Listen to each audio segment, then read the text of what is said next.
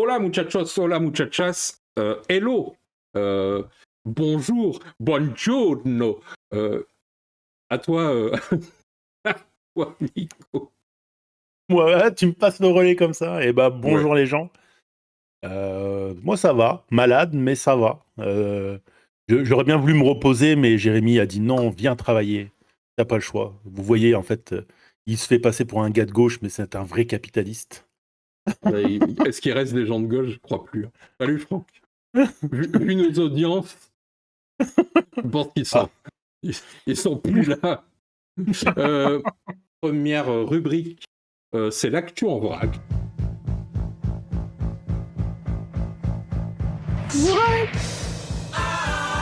Commencer par une petite annonce pour celles et ceux qui peut-être pourraient être intéressés. C'est l'annonce sur Riftbound, donc qui vient de sortir, donc qui est le TCG, on en avait déjà parlé. Hop, si je fais pas la transition, on n'y verra rien. ouais, qui est sorti, qui était en rupture de stock aussi vite qu'il est sorti. C'est ça. On parle de dizaines de minutes. La durée de vie du jeu en boutique, hier soir on me l'a encore confirmé sur une des grosses boutiques toulousaines, durée de vie du jeu 10 minutes. Le temps de poser les trucs en rayon, quoi. Voire même pas. Ouais, Donc, moi, je connais des boutiques, ils ont effectivement même pas posé en rayon. Ils avaient déjà tout en arrière qui était prêt, distribution et tout ça. donc voilà, donc Comme il y avait en plus des événements, il semblerait que certaines boutiques aient dû cacher du stock. c'est c'est spécial. exact. Exactement ça. Et donc, donc il est sorti en France, donc c'est le jeu de cartes à collectionner tiré de l'univers de League of Legends, le jeu vidéo. Et pour l'instant, il est accessible en anglais. Et en fait, l'annonce, c'est l'arrivée l'année prochaine du jeu en français. C'est le 3e pays au monde, après la Chine et l'anglais, à avoir une langue officielle, ce qui montre, et d'ailleurs dans l'article que je vous partage, ce qui est expliqué, c'est que la France est un des moteurs, Ouais. voilà, en termes d'argent, de revenus, dans les jeux de société, et notamment dans les cartes à collectionner. Donc, ce qui Mhm. justifie le fait d'avoir une langue, parce qu'en fait, c'est un vrai processus. C'est pas quelque chose qui se fait à la légère, contrairement à ce qu'on pourrait imaginer, où il suffirait de traduire et hop, on en met partout.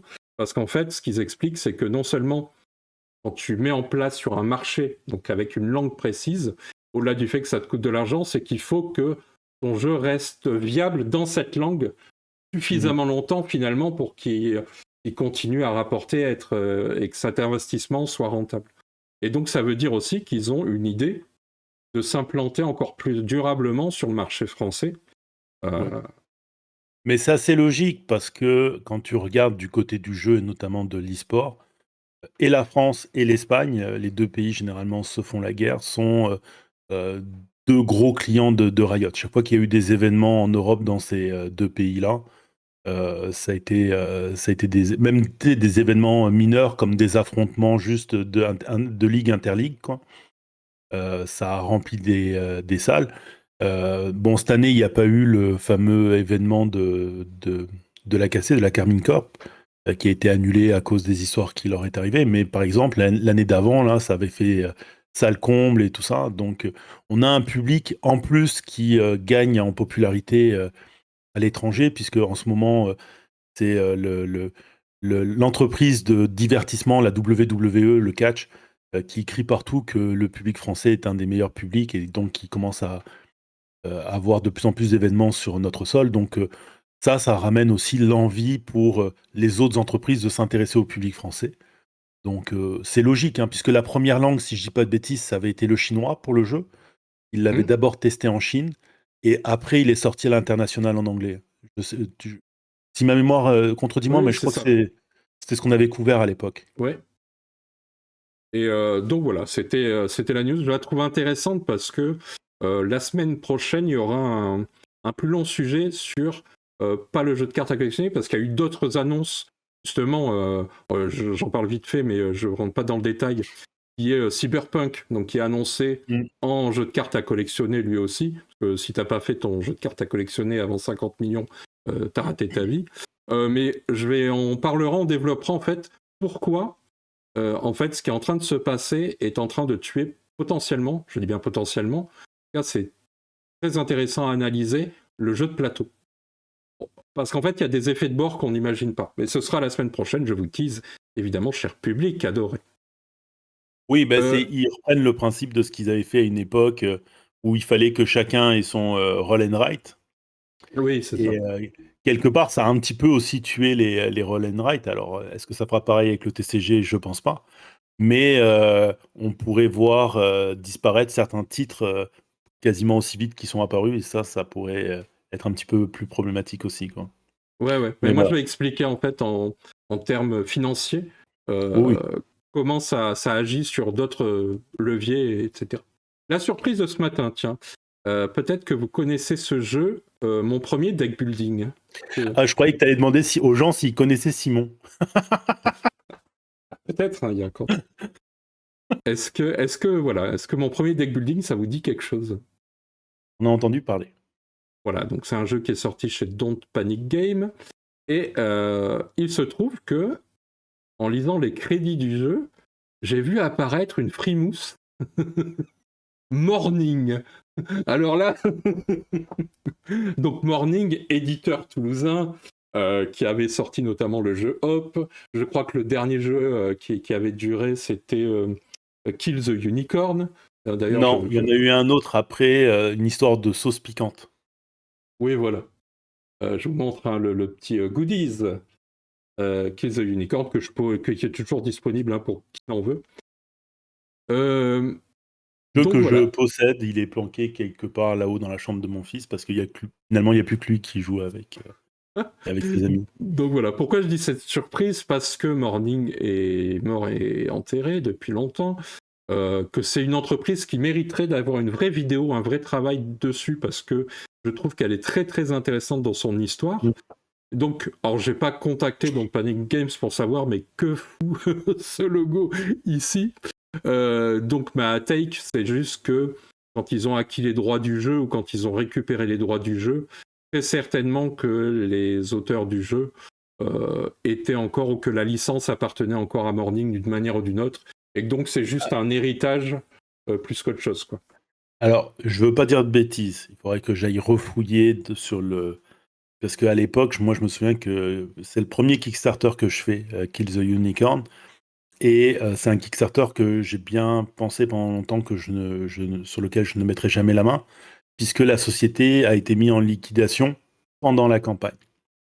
Finalement, quand les jeux sont arrivés, dans les semaines avant, ils avaient publié des news, et je crois que dans une des news, ils expliquaient que même si la société avait été liquidée, ils n'avaient pas l'intention de la faire complètement disparaître, et elle ne ferait potentiellement plus d'édition. Je crois que c'était quelque chose comme ça. Ça à vérifier, il faudrait vraiment que j'aille rechercher dans les ressources, mais qu'on pourrait encore voir des jeux sortir avec le logo Morning. Et justement, après Kill the Unicorn, alors je sais plus si c'est eux qui l'éditent, mais il y a le fameux jeu avec les sauces Burnout, quelque chose comme ça, qui s'appelait. Et je sais plus, il faudrait, tiens, je vais jeter un œil, vas-y, je te rends la parole, je vais voir c'est chez qui il est édité. Donc voilà, j'ai vu passer ça et je me suis dit, tiens, c'est cool. Dans le même temps, bon, je vous ai mis, hop, on peut aller voir le lien sur la page de l'éditeur directement. Donc je ne sais pas du tout hein, quel est l'intérêt du jeu ludique ou quoi, mais ça m'a fait... Il y a des shoots comme ça, effectivement, c'est une entreprise qui est intéressante parce que elle est quand même arrivée sur un secteur du jeu de plateau avec des envies de faire des jeux de plateau, en étant déjà très très bien, comment dire, ils avaient, je sais plus, 10 ou 15 salariés, là où le monde de l'édition était souvent avec une seule personne, parce qu'ils étaient distributeurs des V-Cubes à l'époque. D'ailleurs, je crois qu'au début, avant de s'appeler Morning, ça s'appelait un autre truc, un autre nom. Et en fait, c'était une telle manne financière à cette époque-là, l'équivalent des TCG aujourd'hui pour les distributeurs. Donc l'argent coulait à flot grâce à ça. Et c'est là où ils sont lancés avec Hope en premier. Enfin voilà, c'est là où la chose a dérapé, mais voilà, il y avait de l'achat de followers sur Twitter, il y avait une manière de faire qui n'était pas du côté passion jeu de plateau, mais qui était du côté business. Et avec notamment, enfin voilà, comment tu pars de gagner beaucoup beaucoup d'argent jusqu'à être endetté à plus d'1 million. Enfin, c'était quelque chose d'assez particulier. Alors, le jeu s'appelle Burn avec 2 U et c'était bien édité chez Morning. Ouais, ouais. C'était dans ces espèces, tu sais, c'était Kill the Unicorn, là, c'était une espèce de boîte. Tu l'ouvrais comme ça par le haut. Je Oui, sais oui, pas si- je sais bien. Je me Bon, rappelle bah, des problèmes de la boîte de Hop, notamment. voilà, Pas bah, pas de Hop, l'autre d'après, là, celui où ils s'affrontaient. C'était un jeu d'affrontement, je sais plus, de sumo, pas de sumo, mais de trucs comme ça. Bref, je me rappelle plus. Et ouais, puis là, voilà, mais c'était. l'illustratrice. Ouais, vas-y, vas-y. Ouais, je voulais juste montrer un peu le travail de l'illustratrice qui s'appelle Carry On Art. C'est vrai qu'elle a Mhm. un nom qui peut faire penser à de l'IA ou quoi. Tu sais, quand tu lis juste, ça fait genre studio. Et non, non, c'est une vraie artiste, etc. Donc voilà. Ouais, je pense que je vais retrouver l'article où ils parlaient de leur devenir. Mais c'est ça, déjà, Burn, à l'époque, il pas passé sur Kickstarter. Et il y en avait un jeu aussi dans une petite trousse, je sais pas si t'en souviens, Red Panda. Oui, oui. Qui pour le Alors, coup avait bien marché. je crois que lui a été édité en même temps que. Il faudrait retrouver la chronologie. Mais je crois qu'il est édité quasiment dans la continuité ou pendant la production de Kill the Unicorn. Oh bah de toute Je crois même qu'il y façon, avait eu une histoire de vouloir renflouer les caisses avec Red Panda. Bon, voilà, potentiellement, ne prenez pas pour acquis ce que je viens de dire. Faudrait vraiment aller retracer toute l'histoire et effectivement, comme tu as dit, Jérémy, il faudrait refaire une vidéo dessus. Mais ça veut dire que tu vois, là, ils ont eu une association avec donc Panic Game, mais on pourrait revoir ce logo associé avec d'autres éditeurs parce que moi, je crois me souvenir qu'ils avaient l'intention d'aller dans cette direction. oui, oui. Autre petite chose alors là pour le coup c'est pas moi qui ai sourcé, hein, c'est venu de chez MyLudo. C'est du B2B normalement. Hop, on va passer la petite vidéo, elle fait 1 minute. Et pour ceux qui ont acheté le jeu Camarade, donc au cas où vous avez cette petite info. Salut camarades de la chose boutique, on a du nouveau pour camarades, du nouveau spécialement pour Noël. Désormais, chaque fois que vous nous commandez des exemplaires de camarades, il y a un petit logo en plus, inclus de personnages de Noël Collector. C'est-à-dire quand vous l'ouvrez, et quand vos clients vont l'ouvrir, et ben à l'intérieur il y a toujours les personnages de camarades, mais il y en a 2 en plus qui sont en version de Noël. Ça coûte pas plus cher, vous pouvez le commander, ça sera dans... désormais c'est toutes ces versions-là que vous aurez commandées et que vous aurez livrées. Alors vous êtes là genre, mais en fait, pour tout ce qu'on a avant, ils vont nous les demander les trucs de Noël, c'est pas juste. Regardez, on vous les donne à part. Vous pouvez demander, préciser dans les commentaires de votre commande, on vous livrera autant de petits goodies que ce que vous aviez commandé de camarades dans vos précédentes commandes. Comme ça, les gens qui viendront en boutique diront hey, j'ai acheté chez vous camarades et vous avez les personnages de Noël, pif, vous pourrez leur donner. C'est des petits boosters de 2 petits personnages de Noël aléatoires. Donc voilà, c'est des trucs cadeaux en plus pour Noël. Vous demandez à Bastien, vous lui passez un coup de fil, vous faites un mail, il va vous expliquer tout ça. Il explique ça très bien, Bastien. Bon Noël à tous et à toutes. Bon courage. J'espère que vous n'allez pas vous ennuyer. J'espère vraiment. Sinon, c'est la galère. Allez, bon Noël à tous. Bisous. Donc voilà, hein, si vous avez acheté le jeu Camarade, vous avez donc la nouvelle édition qui vient de sortir. Alors, c'est pas édition, réédition, comment on appelle ça, le nouveau print qui vient d'arriver, avec donc 2 personnages cadeaux spéciaux goodies Noël qui sont inclus dans la boîte. Mais si vous aviez déjà acheté le jeu par le passé et que vous vouliez ces 2 cartes goodies, elles sont gratuites. Donc n'hésitez pas à les demander à votre ludicaire préféré pour les avoir s'il lui-même les a récupérés. De toute façon, il peut les récupérer. Donc n'hésitez pas à lui demander, etc. Voilà, ça aussi c'était une petite news. Je pense qu'il pourra intéresser pour le coup plus les consommateurs que les joueurs, mais c'est un peu Noël. Faut penser aux cadeaux. Toi, tu l'avais camarade ou pas? Non, je ne l'ai pas acheté. Ouais. Mais parce que je suis. Et c'est ce que je t'avais dit lorsque j'ai testé Miams. Je ne suis pas le plus grand des fans du 421. C'est vraiment une mécanique, moi, qui m'endort. Et dans Miams, le fait que tu aies le chaos qui soit rajouté par les cartes pouvoir, ça m'a en plus frustré, tu vois. Donc, c'est pas pour moi ce type de jeu, tu vois. Oui, moi, J'avais bien aimé le truc Mon Royaume, là, je crois qu'il était sorti chez Abba. Non, c'était pas Mon Royaume que ça s'appelait. Celui où, en fait, il fallait que tu fasses des combinaisons de couleurs et tu construisais un royaume, tu sais, avec des cartes, là. Celui-là, oui. Mais étrangement, les autres, Miams, tout ça, camarades et tout, c'est pas trop ma tasse de thé, quoi. alors moi, je suis plus Miams parce que c'est explosif, parce que justement, le fait que tu puisses construire une stratégie quand tu as appris les cartes, les premières parties, c'est pas possible, mais après, une fois que tu as appris les cartes et que tu sais quelle carte, quel coup peut être mauvais en début de partie, mais te rapporter gros après, construire ta synergie, je le trouve très intéressant. Autant, j'avais déjà dit, camarade, moi, c'est pas mon kiff, parce que exactement comme toi, lancer des dés comme ça m'ennuie. Donc voilà. Ça bouge dans l'univers ludique. Pourquoi? Il s'est passé pas mal de choses dernièrement. Je trouvais ça intéressant de revenir dessus. D'abord, une petite annonce rapide, mais on a David, qui a travaillé par le passé. On avait fait, je vous le mets, je fais un peu de promo, mais on avait fait une vidéo, une interview très intéressante de lui, puisque c'est quand même j'avais mis expert, mais c'est vraiment un expert en communication, parce qu'il est là dans le secteur depuis très longtemps. Il a travaillé pour Asmodée, pour Gigamic, pour plein de gens. Il a géré des événements, il a géré des équipes, etc. Il était à son compte au moment où j'avais fait l'interview, qui date de quelques mois. Et puis là, il vient d'intégrer l'équipe Goliath Lucky Duck Game. Donc voilà, on a appris cette petite annonce. Donc c'est toujours intéressant de voir, je trouve, les transferts, comment les gens passent d'une entreprise à l'autre, quelle expertise ils ont.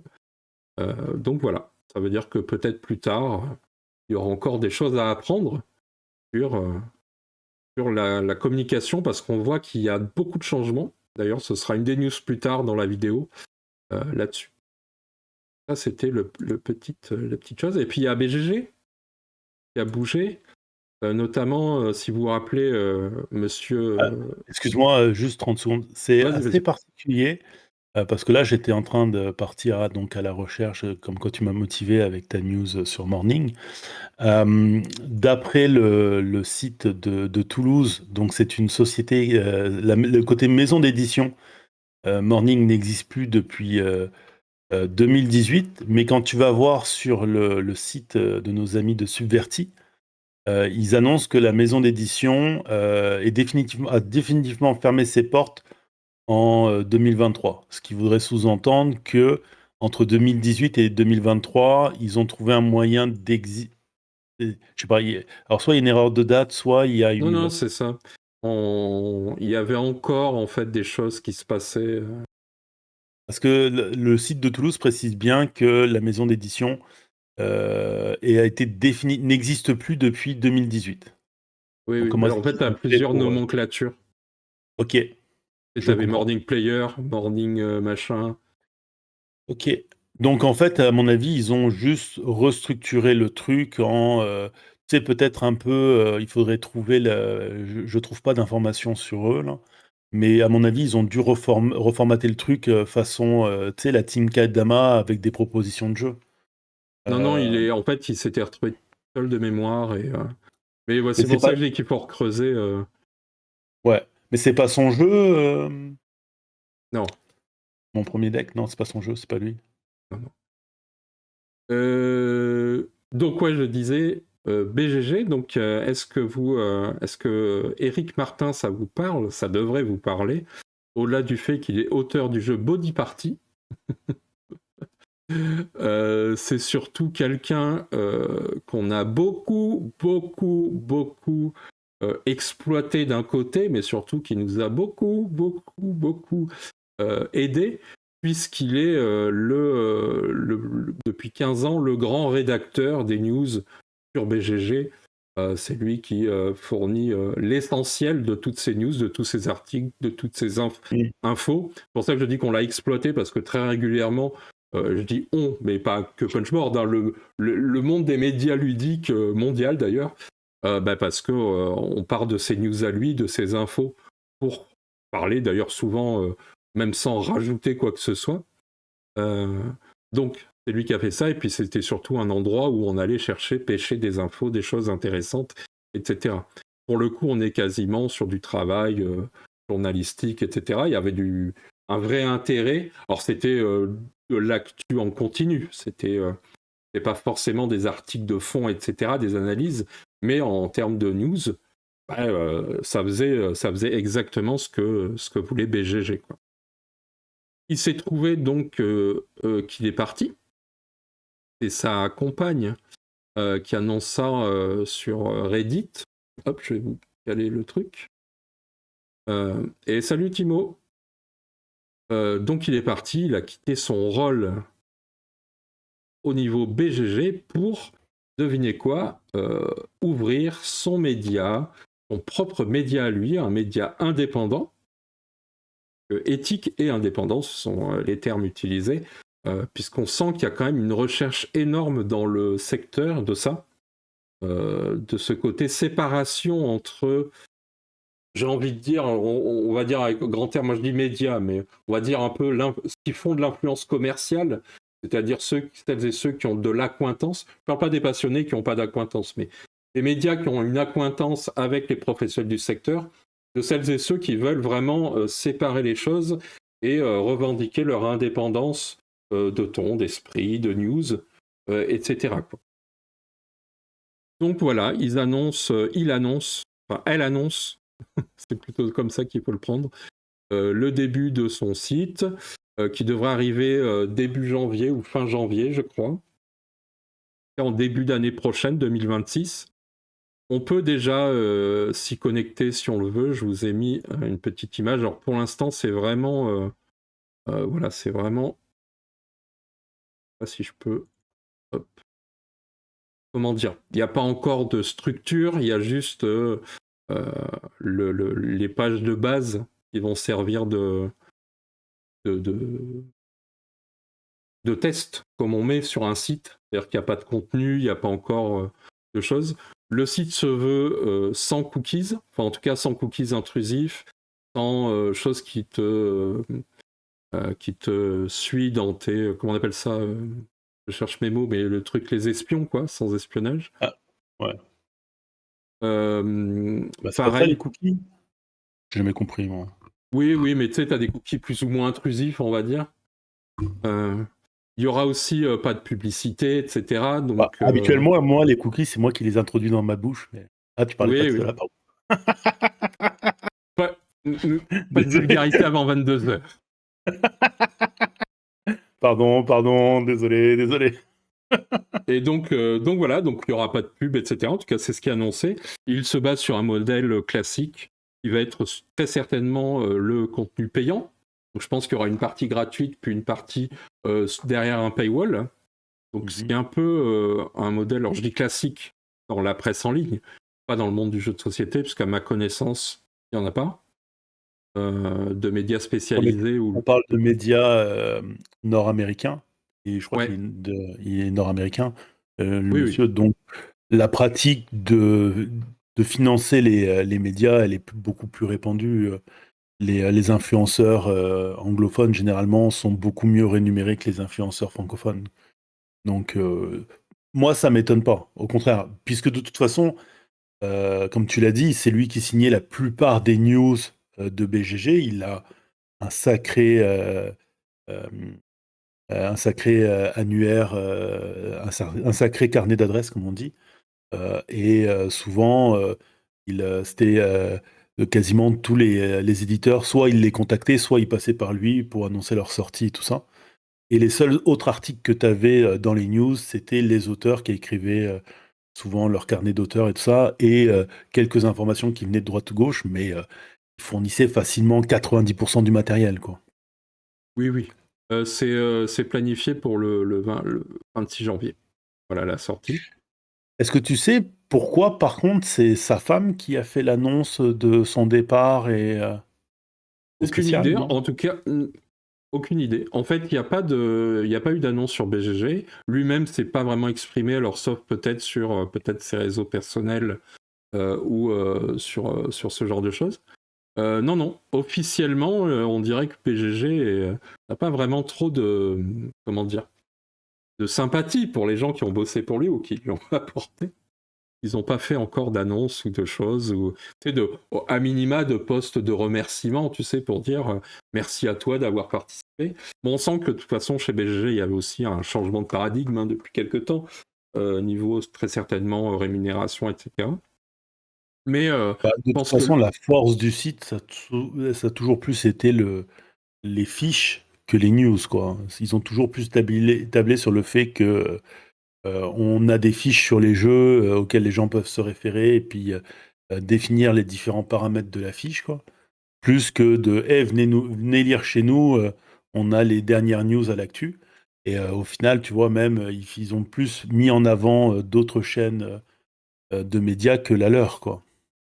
oui, oui, oui. Mais ce que je trouve intéressant, c'est que ça sent quand même que d'un côté, je me dis, il y a une préparation, c'est-à-dire qu'il planche très certainement sur son projet depuis un moment.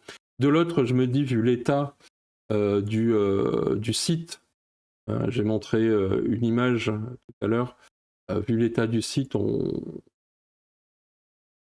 enfin, tu vois, Ouais. le truc arrive dans 2 mois. Moi, quand je vois le temps que j'ai mis à faire le punchboard en sachant que c'était pas non plus un truc extraordinaire, etc. Bon, après, il y est peut-être à temps plein, etc. Ou il est peut-être aidé, ça, j'en sais rien. Mais toi, je me dis, d'un côté, tu sens qu'il y a un projet, de l'autre, tu sens que c'est presque en urgence. En tout cas, c'est très proche entre les deux. Donc voilà, c'était une petite news parce que il y a cette idée redondante, mais qui se met en place petit à petit, de médias professionnels indépendants. On veut, tout le secteur se professionnalise, et donc c'est logique aussi qu'à un moment, les médias se professionnalisent. Alors les premiers à s'être professionnalisés ou à tenter ça sont les influenceurs, mais voilà, côté médias, quand je dis médias, là c'est journalistique, on sent que ça y est, il y a ce côté-là qui arrive et qui a un besoin. D'ailleurs, c'est ce qu'il dit, enfin c'est ce qu'elle dit par rapport à ses propos à lui, qu'elle rapporte, c'est le côté de pas être comme tu viens de le rappeler, il faisait pour BGG, de pas être juste là pour faire un passe-plat, quoi. C'est-à-dire pour faire passer les communiqués, mais avoir un vrai travail de fond sur le communiqué. En général, c'est le début du travail. C'est pas juste le rapporter. C'est aller chercher qu'est-ce qu'il y a derrière, est-ce que c'est intéressant à traiter, etc., etc. Voilà. Tu voulais rajouter un truc ou j'avance? Vas-y, avance. Dans les autres choses aussi qui apportent un gros changement, on avait vu, alors pareil, hein, c'est une figure très connue du monde ludique nord-américain, c'est Candice Harris. Et elle vient d'intégrer, donc là je vous ai mis la newsletter de GMT Games, et elle vient d'intégrer l'équipe. Elle a été recrutée, alors que c'était l'influenceuse, très certainement une des influenceuses les plus connues, je pense, sur BGG. Souhaitons lui plus de succès que celui qui a, je crois que c'était Meeple and Fire, là, qui les avait quittés pour aller chez Mythic Game, et un an après, il y avait toutes les déboires avec la maison d'édition. Oui. Souhaitons lui à elle beaucoup plus de succès que ça, le pauvre. Donc voilà, je vous ai mis aussi évidemment Board Game Wire, qui est l'autre média sur lequel on va prendre puiser, j'ai envie de te dire, puisqu'en fait en France, on a très très peu de médias qui sortent de l'info. On a des médias qui reprennent des infos, mais très peu qui sont ceux qui les sortent, quoi, T'as nos amis lyonnais qui en sortent quelques-unes, quoi. Et souvent, du point de vue des news, c'est vraiment très très court. Quand c'était pas repris du travail justement du monsieur dont tu parlais tout à l'heure. Mais oui, comme Board Game Wire, c'est-à-dire que oui, il y en a aussi du côté de nos amis lyonnais, quoi. Notamment, tu félicitais lors de la dernière émission le travail éditorial de l'équipe. Mais lui, il est vraiment spécialisé dans les news qui concernent le monde du jeu et son fonctionnement. en ça, il est vraiment unique comme média, quoi. Oui, oui. Et donc, ce qui est intéressant, c'est que elle, du coup, donc c'était, je crois que ça fait 4 ou 5 ans, tu vois, qu'elle était quand même la figure emblématique et mondiale de BGG. Euh, Moi, ça me fait penser, ces deux personnes partent quasiment en même temps. Il y a comme un changement d'air sur BGG. Alors, j'ai aucune idée si c'est positif ou négatif, mais on sent On qu'il y verra a avec le temps. ouais, il se passe quelque chose, ça bouge. Euh, D'un côté, est-ce qu'on pourrait prendre ça comme en fait, il y a un vrai besoin d'indépendance, donc sous-entendu que BGG ne l'est vraiment pas ou plus ou moins, et que ça pose problème, ou que ça finit par agacer des gens qui ont cette envie de travail éditorial, etc., de regard critique, en fait, sur le monde du jeu. Que c'est nous ce qu'on défend souvent, mais c'est ce qui manque la plupart du temps, c'est un regard critique sur le loisir dans tous ses aspects, hein, pas forcément sur les jeux en particulier. Ça, je pense que sur les jeux, il y a quand même un peu de matière, mais sur plus de choses. Voilà, pourquoi maintenant? Qu'est-ce qui se passe? C'est quelque Il y chose a qui va... peut-être aussi, et je pense pas, je sais pas s'ils publient leurs chiffres ou pas, Board Game Geek, mais il y a peut-être aussi une baisse de fréquentation sur le site, quoi. Comme je le disais, on sent que dans les derniers temps, ils se sont recentrés sur ce qui a toujours fait leur force, c'est-à-dire les fiches de jeu plus qu'autre chose, quoi. Oui, oui. Autre possibilité aussi, c'est que tout simplement, et là on va être un peu plus terre à terre, on voit dans tout le secteur du jeu mondial à plein de niveaux, et pas que le secteur du jeu d'ailleurs, c'est des problèmes d'argent, et que se séparer de deux personnes, c'est moins de salaire, moins d'argent à dépenser, etc. Donc il y a peut-être ça aussi, des difficultés financières à BGG, et on voit que les sites internet génèrent beaucoup moins d'argent qu'avant. Et ça, l'impact, il est dans tous les chiffres, toutes les études qui sortent actuellement, je parle, c'est les conséquences de l'IA, de ChatGPT ou de tous ces moteurs de recherche IA qui en fait prennent le travail de la recherche et donc de l'accès au site, puisque du coup tu ne vas plus sur le site. Si tu ne vas pas sur le site, ça ne génère pas une vue et donc pas de paiement de la pub. Et donc, baisse des revenus, et qui dit baisse des revenus égale difficulté financière. Puisque tu tapes ton truc dans ChatGPT, il te donne la réponse. Que lui-même a été cherché sur le site peut-être, ou qu'il a en mémoire, etc. Donc toi-même, tu ne fais plus cette démarche-là. Et c'est Wikipédia qui disait qu'ils avaient perdu plus de 30%, je crois, de leur audience, comme ça. Donc, c'est aussi peut-être, une fois de plus, on est dans de la réflexion, spéculation. Mais ça reste des choses à suivre, parce que ce soit Candice ou Harris ou Eric Martin, c'était quand même deux personnalités qui faisaient avancer le monde du jeu, soit par leur qualité de travail, leur pétillance, etc. Donc on va suivre aussi leur carrière. Là, elle va quand même pour parler de jeux de wargame. C'est assez étonnant, tu vois, de se spécialiser finalement dans quelque chose quand tu étais dans quelque chose de plus large et de... Tout dépend du wargame dont elle parle. C'est-à-dire que si elle parle du wargame... de GMT Games, quoi. Ah, d'accord, ok, ouais, donc elle va vraiment dans la branche... Parce que il faut pas oublier que Games Workshop est considéré comme un éditeur de wargame, tu vois. Maintenant, t'as pas la même popularité entre Warhammer 40 000 et les jeux avec tout le respect que je peux avoir pour GMT, tu vois. Avec les jeux de chez GMT, quoi.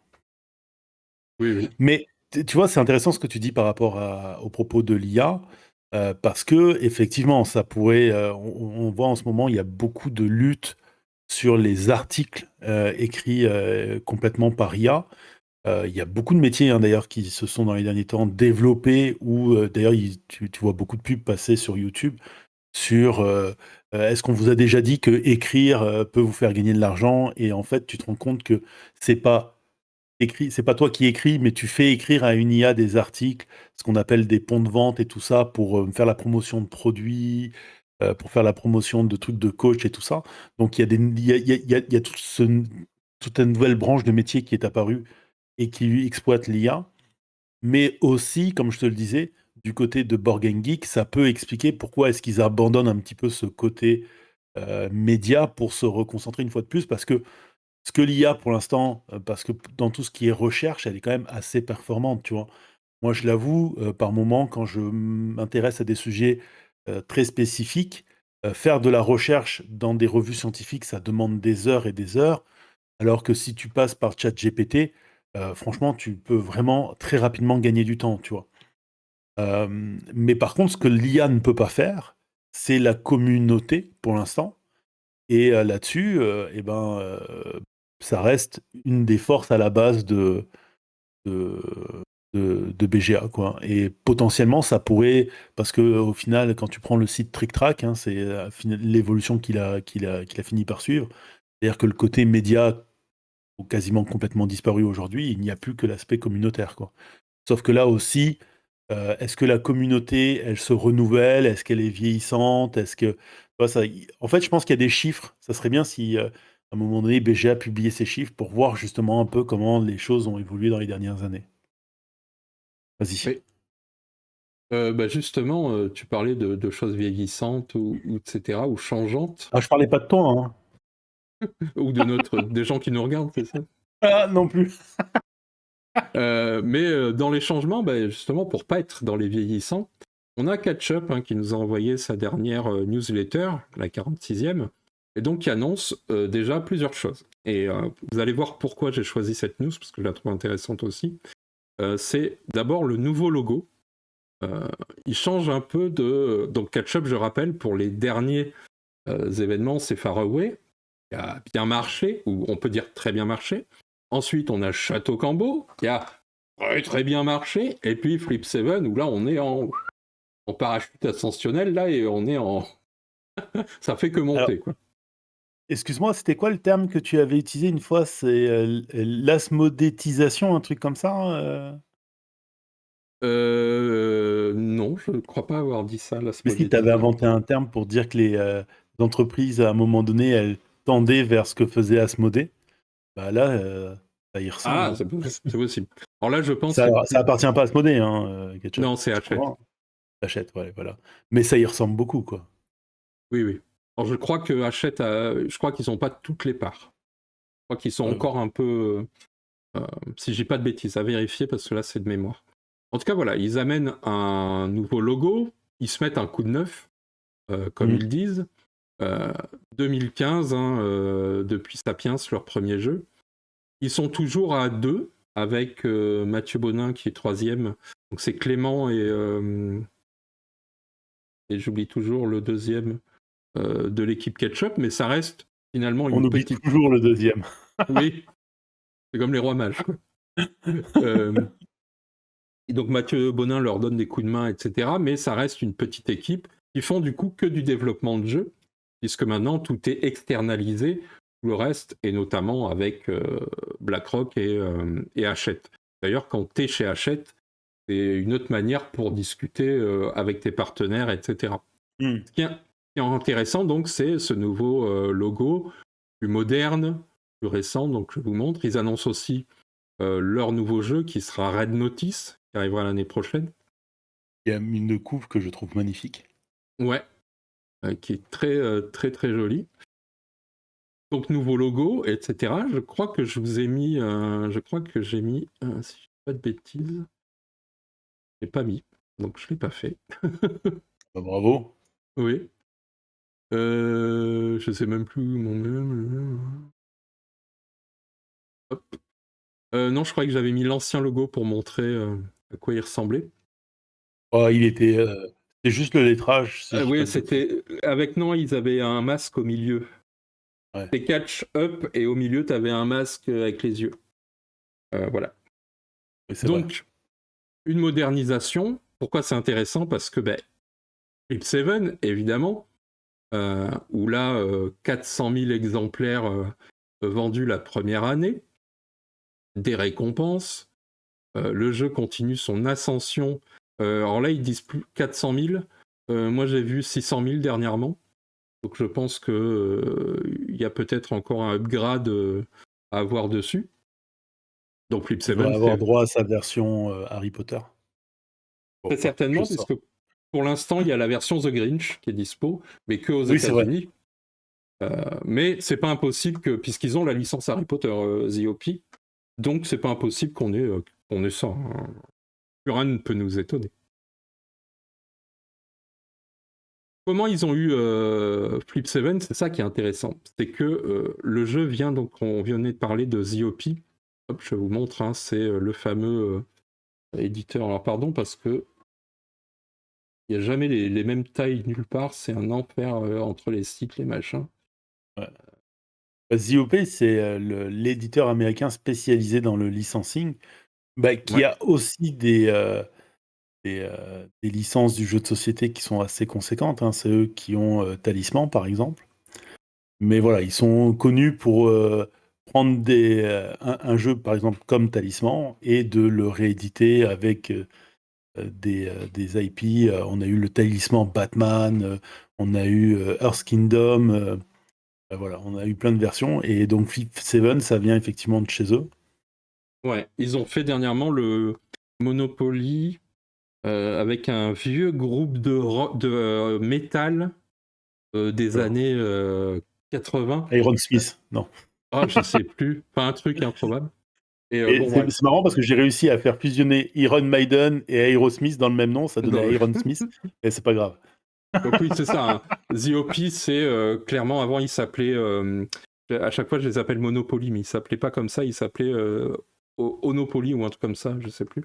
Et en fait, ils étaient spécialisés pour... T'étais une entreprise, tu les contactais pour dire... donc une marque, pour dire, ben voilà, je voudrais ma version du Uno, du Cluedo ou du Monopoly. Et eux, ils pouvaient, justement, avec les partenaires qu'ils avaient, faire ça. Et sortir cette version-là, etc. Ou à l'inverse, c'était le Monopoly qui les contactait pour dire, ben voilà, le Monopoly ne voulait pas gérer la chose, faites-nous ça, quoi. Et puis, ils ont fini par faire plein de ventes et par développer leur propre jeu, dont Flip 7, hein, c'est leur jeu, c'est très bien vendu. Et puis, ils ont le partenariat avec Hachette. Walmart. Et oui, ça. Puis chez nous, ils arrivent avec Hachette. Et puis Hachette, ils disent, tiens, au doigt mouillé, plouf plouf, qui c'est qui va nous faire Flip 7 en France? Et c'est vrai que de prime abord, c'est assez marrant qu'ils aient choisi, enfin, quand je dis Hachette, c'est BlackRock et compagnie. Ils aient choisi... Alors, je sais pas s'ils font vraiment plouf plouf, parce qu'il y a une certaine logique. Si je dis pas de bêtises, c'était la dernière structure qu'ils avaient achetée. Donc, d'un point de vue commercial, mettre en avant la dernière structure que tu as achetée avec un produit dans lequel tu crois, s'ils y croyaient, ça paraît être une opération économique classique, quoi. Ils y croyaient pas, ils savaient que c'était vendu parce que le truc se vendait déjà par paquet de 1000. Donc ils avaient juste à... en fait... Et en plus, il ne faut pas que tu oublies qu'ils avaient... excuse-moi, je te coupe. Mais ils ont la maison d'édition Brajlon, là, qui à un moment donné faisait des jeux de société, et là, ça a un petit peu disparu. Et ils avaient aussi... alors, c'est pas eux, là, mais ils ont Studio H. C'est pas, je pense pas que ça soit le H pour Hachette, c'est ça que je voulais dire. Non, ils ont Studio H. C'est-à-dire qu'ils avaient d'autres éditeurs qui faisaient du petit jeu de cartes, même si effectivement le nom qui était ressorti dernièrement, c'était Ketchup avec Faraway. Faraway avant. Mais ouais. Non, le H, Faraway, je pense, à vérifier les chiffres, mais je crois que Faraway est un plus gros succès Faraway, que c'est 150 000. Non, Château Combo est beaucoup plus. Et H, c'est pour Hicham, puisque il venait de partir de sa structure et il a été repris. En fait, pour moi, tu vois, Ketchup, c'est pas... j'ai pas l'impression que c'est des gens qui savent faire du Flip 7. Tu vois? Bon, c'est le truc étouffé. Alors, non, je suis d'accord avec toi. Ils avaient à un moment donné leur locomotive qui était Paper Tales. Et au final, ils ont sorti 2 extensions, mais il y a une extension qui arrive beaucoup trop tard. Et effectivement, ils n'ont pas su retravailler la hype sur le jeu. Même quand la big box de Paper Tales sort, je crois pas qu'elle ait la même popularité que ce que le jeu avait atteint, ce qui est bien dommage, hein, parce que ça reste un très très bon jeu. Moi, je l'ai toujours, Paper Tales. Mais voilà, moi je me souviens qu'à l'époque, quand ils avaient fait le partenariat avec Hachette, j'avais dit que j'espérais justement qu'ils allaient acquérir. Parce que Hachette, c'est un éditeur qui sait travailler ses produits, ses licences, plutôt du côté du livre, parce qu'ils ont l'air de laisser une certaine dépendance du côté du jeu de société. Mais du côté du livre, ils savent travailler, relancer le- la hype sur sur certaines de leurs IP, même si c'est un livre qu'ils ont édité il y a 10 ans, tu vois. Donc, ouais. Alors que ZOP, eux, savent entretenir, et donc ça paraît logique qu'ils aient un produit tel que euh, Flip 7. Comme je disais tout à l'heure, comme tu le montrais, le Flip 7 de The Grinch, c'est un partenariat avec Walmart. Walmart qui est, il faut le voir, une marque de supermarché nord-américaine vraiment, qui est vraiment bien imposée et qui a l'air je veux dire que tu sais que c'est une structure qui bougera pas comme ça, tu vois. C'est du solide, quoi. Et là aussi, tu vois une pratique qui est très nord-américaine, puisque c'était Target qui avait eu droit à des jeux proposés par Games Workshop et tout ça. C'est le Bliss Ball et je sais plus comment s'appelait l'autre jeu. Mais voilà, quand tu vois qu'ils ont fait le jeu du moment, ils vendent le plus avec une licence qui est quand même très populaire en Amérique du Nord, celle du Grinch. Juste pour Walmart, là, tu sais que tu as une opération commerciale qui, à mon avis, a dû pas mal rapporter aux deux parties, quoi. Ouais, et puis on est à 8 et quelques dollars, donc ça me semble vraiment pas cher, peu cher. Ouais, mais Mais si t'en vends des millions, ça non, non, fait je veux dire, c'est un peu bon cher revenu, quoi. pour l'achat, donc forcément, c'est Ouais, encore un facteur euh, pour que les gens achètent, quoi. oui. Dans dans la news aussi, bah, on sent que, Et, hop, non, juste, excuse-moi, juste pour conclure. Et en plus, ça correspond à la gamme de prix de ce que les gens généralement vont chercher comme type de produit quand ils vont chez Walmart. C'est-à-dire qu'au oui, Walmart, t'es pas dans de l'épicerie de haut standing. Tu es plutôt dans des magasins qui attirent oui, c'est la Leclerc, classe. quoi. Ouais, voilà. Alors, c'est pas la classe la plus basse qui y va, mais souvent ils y vont parce qu'ils ont vraiment des produits pas chers.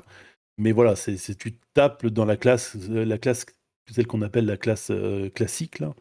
La classe moyenne, c'est ça, je cherchais le nom. Et donc, oui, là, tu as le petit Bah, jeu, tu sais, que les tu vas nulos, acheter. quoi, les pauvres, les pauvres, mais pas encore assez pauvres. Enfin, bref, vous avez compris, quoi. On va se faire taper. Mais non, mais tu sais, avec un produit à ce prix-là, en fait, il est littéralement dans la gamme des produits de ah bah je vais faire mes courses, j'achète mes produits ménagers, tout ça. Quelques produits frais parce qu'il y en a chez Walmart, même s'ils sont plutôt spécialisés dans le produit durable, le produit ménager, les vêtements, les trucs alimentaires en conserve et tout ça. Et tu arrives à la caisse et tu as ton enfant avec toi qui voit le Grinch, ça coûte 8 euros. Bon, bah, et t'as vite fait dans le panier, tu vois. Tu comprends ce que je veux dire? Ouais, ouais. Il a l'air d'être designé pour ce genre de pensée-là. C'est assez fascinant, quoi. Bon, vas-y, excuse-moi, j'arrête de te couper. Non, non, non.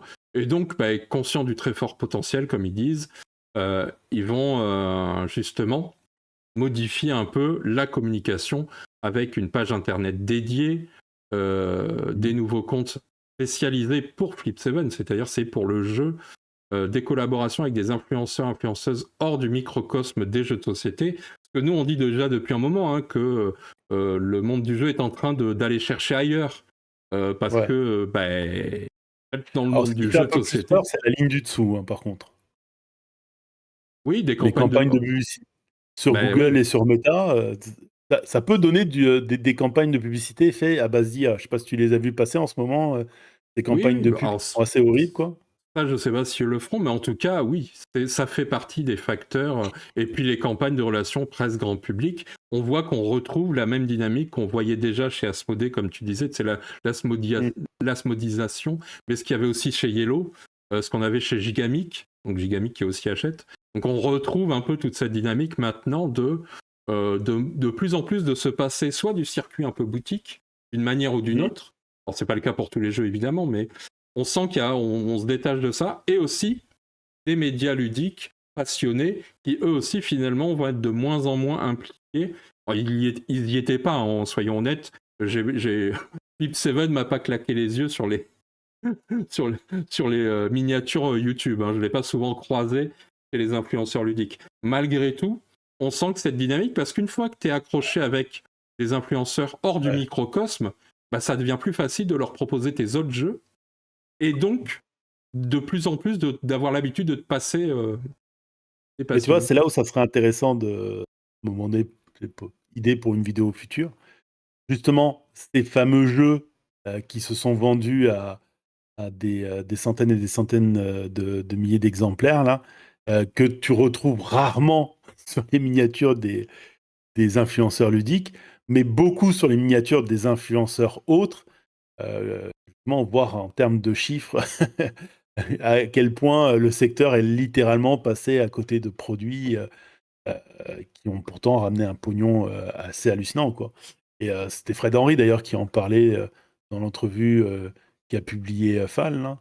Et effectivement, t'en as plusieurs des titres comme ça que t'as jamais vu sur des miniatures, ou t'as très peu vu, excuse-moi, parce que jamais, il faut pas le dire. Oui. Il y a quelqu'un qui va me sortir un exemple. Si, j'ai vu, machin, Mais il a si, parlé de Fliphaven.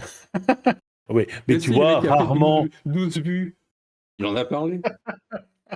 Mais effectivement, c'est le genre de jeu que tu vois rarement chez les influenceurs ludiques, et pourtant, c'est des jeux qui, en termes de chiffres, font des scores qui sont juste hallucinants, quoi.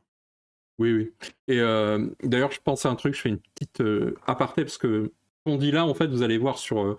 il y a une suite, hein, mais c'est juste pour dire, par rapport à ce qui est prévu et au temps qu'on prend, je ne ferai pas mon actu culture, je la garde pour la semaine prochaine, et comme ça, on passera à la tienne. Ça te va ou... Parce que j'ai peur C'est ma que... faute, j'ai été trop coupé la Non, non, parole. non, je te demande... Pas du tout. C'est que ça prend plus de temps que je le pensais. Ok. Parce qu'on parlait de ZOP, c'est pas pour rien, parce que vous allez voir où on va s'en aller, même si on n'est pas très loin de la fin. ZOP a partagé un document, et donc je vais vous montrer ça, qui sont en fait un contrat, enfin un code de... comment on appelle ça? Un code de conduite pour les influenceurs des jeux ZOP. J'ai trouvé ça très très intéressant, parce que c'est quelque chose qui est en train de, pareil, d'apparaître, de se développer, qui fait son petit chemin. Or, nous, ça fait longtemps qu'on dit faites des contrats, faites les choses carrées, les gens. Mais comme il n'y a pas de médias qui se sont mis ensemble, j'ai toujours dit qu'un jour, ce serait les éditeurs qui décideraient avant vous, et que dans ce cas-là, vous ne serez pas mobilisés contre. Qu'est-ce que tu veux faire? Tu veux que recevoir des jeux et en parler ou non? Bon, tu n'as plus que le choix de signer, quoi. Donc là, c'était intéressant parce que on va aller checker rapidement ce qui est dit. Hop. Attends, parce que moi, je crois que... Et surtout que ça se produit dans un pays où, on le disait tout à l'heure, la pratique commerciale de la publication de vidéos contre rémunération est quand même très classique. Je veux dire, le côté anglophone et notamment nord-américain, les gars étaient avec leur contrat et tout ça. Donc, arriver dans ce milieu-là avec un contrat aux influenceurs, ça prouve aussi le poids de ZOP, quoi. Oui, oui. C'est USA Opoly. Voilà, le nom est revenu parce qu'il est marqué en fait dans le papier. Donc ça la concerne toutes les gens qui sont de près ou de loin, en fait, qui touchent ZOP. C'est-à-dire les ambassadeurs, les employés, les agents, les sous-traitants, les blogueurs, les rédacteurs d'avis incités, donc ceux qu'on a sponsorisés, les influenceurs qui font de la promotion, évidemment, et tous les autres influenceurs sur les réseaux, qu'ils soient engagés directement ou indirectement via une agence. Il y a beaucoup d'influenceurs qui passent par des agences, notamment quand tu as un certain niveau de notoriété. Donc les choses qui doivent être, eux en tout cas le code de conduite qu'ils indiquent, c'est notamment le fait qu'il faut divulguer, alors excusez-moi, ma traduction n'est pas forcément bonne, il faut indiquer de manière claire et visible votre relation avec ZOP. On en revient à la loi influenceur française, la transparence commerciale est obligatoire. Voilà. Et ça, l'obligation s'applique tout autant à vos blogs personnels, sites internet, publications sur les réseaux sociaux et autres médias. Il reprend la Federal Trade Commission, ils ont aussi une loi là-dessus aux États-Unis, qui s'applique. Donc qui est concerné, alors je ne vais pas vous faire la liste de qui est concerné, mais en gros vous avez bien compris, c'est tout le monde. dès que tu parles du jeu, à condition d'être en partenariat avec eux, évidemment. Ça ne concerne pas les médias indépendants. On en revient à l'indépendance, qui est importante. Les canaux de diffusion, ce sont tous les canaux de diffusion, sans exception. Et les types de communication, et c'est là que c'est intéressant, l'obligation de transparence s'applique à toute communication qui pourrait être interprétée comme faisant la promotion ou mettant en avant les avantages de The OP Games ou de ses produits ou services. On est déjà dans des nuances qui disent pas la même chose, tu vois. Tu sens que là, ok... t'es dans de la nuance très positive. Ouais, tu sens que, bon, expliquer les règles, on est déjà en train de faire la promotion puisqu'on explique quelque chose qui est la manière de fonctionner du produit. Ces exigences donc peuvent s'appliquer même si vous n'écrivez pas explicitement au sujet de The OP Games. Par exemple, attention, le simple fait de publier une photo montrant un produit ou un service The OP Games sur les réseaux sociaux peut suffire. On sent déjà qu'il commence à gérer, à impacter la chose. Ce qu'on parlait dans le jeu vidéo comme Nintendo qui a le procès facile, mais on sent qu'eux ils sont en train de te dire ok, en fait c'est pas libre de droit, il y a toujours des nuances puisque la presse a certaines voilà, mais que potentiellement le fait d'être juste dans un festival, de prendre en photo le jeu auquel tu es en train de jouer et de le publier sur ton réseau social habituel, Instagram, tu te dis bah voilà, je suis en train de jouer, et si c'est un jeu The OP, bah, potentiellement tu rentrerais dans leur code de conduite. Alors après, je ne sais pas moi à quel niveau, je ne suis pas juridique, pour savoir à quel niveau ça peut être impactant. Mais... Il faut que je te laisse juste 30 secondes, j'ai un coup de fil important. Je reviens. Vas-y. Donc voilà, ça reste dans les choses assez intéressantes. Et donc, les contenus que tu partages, les posts que tu fais, etc. Surtout... les selfies, c'est bien marqué, les selfies, les vidéos, etc. Il faut donc que ce soit toujours clair et visible, ce qu'on a toujours dit dans la loi influenceur, c'est-à-dire si c'est écrit, en gros, il ne faut pas que tu aies un effort à faire pour le savoir. Donc, cliquer sur un bouton pour aller lire dans une description, c'est un effort. Ce n'est pas clairement indiqué. Donc, ce n'est pas de la transparence. Faire apparaître quelques secondes en début de vidéo, ce n'est pas de la transparence. La transparence, c'est que ça apparaisse tout le long du moment où c'est nécessaire à être visible par les gens qui reçoivent. Pareil sur les contenus, que ce soit sur les réseaux sociaux, donc que ce soit sur une photo, sur le compte Instagram, etc. etc. Et pareil, on le rappelle, mais les indications, les hashtags sont très précis et une fois de plus, ne doivent pas embrouiller ou être trompeurs, ou etc. De toute façon, dans les sanctions qui sont prises, souvent, c'est la bonne foi qui compte. Quand on veut juste dire un rappel à la loi et où on va te donner une amende, de ce que nous, on a remarqué dans les condamnations qui ont eu, ou dans les rappels à la loi, c'est souvent la distinction entre les gens où tu sens qu'ils ont essayé de masquer, et là, tu te prends le truc, et ceux où vraiment tu sens qu'il y avait une méconnaissance, mais il n'y avait pas une volonté de masquer, quoi. De retour. Oui, super. Et donc là, ils expliquent, eux, comment il faut indiquer clairement, je suis ambassadeur, j'ai reçu un produit, service gratuit, puisque c'est ça aussi qu'ils expliquent, c'est que recevoir une boîte, même gratuite, même offerte, ils considèrent que c'est un partenariat avec eux. Et la loi d'ailleurs, mais ils l'explicitent complètement. Il n'y a pas de je t'enrobe, etc. Non, c'est en partenariat, tu t'engages à. Et d'ailleurs, tout est expliqué. Ils expliquent aussi, eux, alors là, c'est pour le coup, c'est américain, donc ils ont des lois un peu différentes par rapport aux nôtres, donc forcément, c'est pas la même chose. Il faut garder ça en tête. Mais en tout cas, voilà.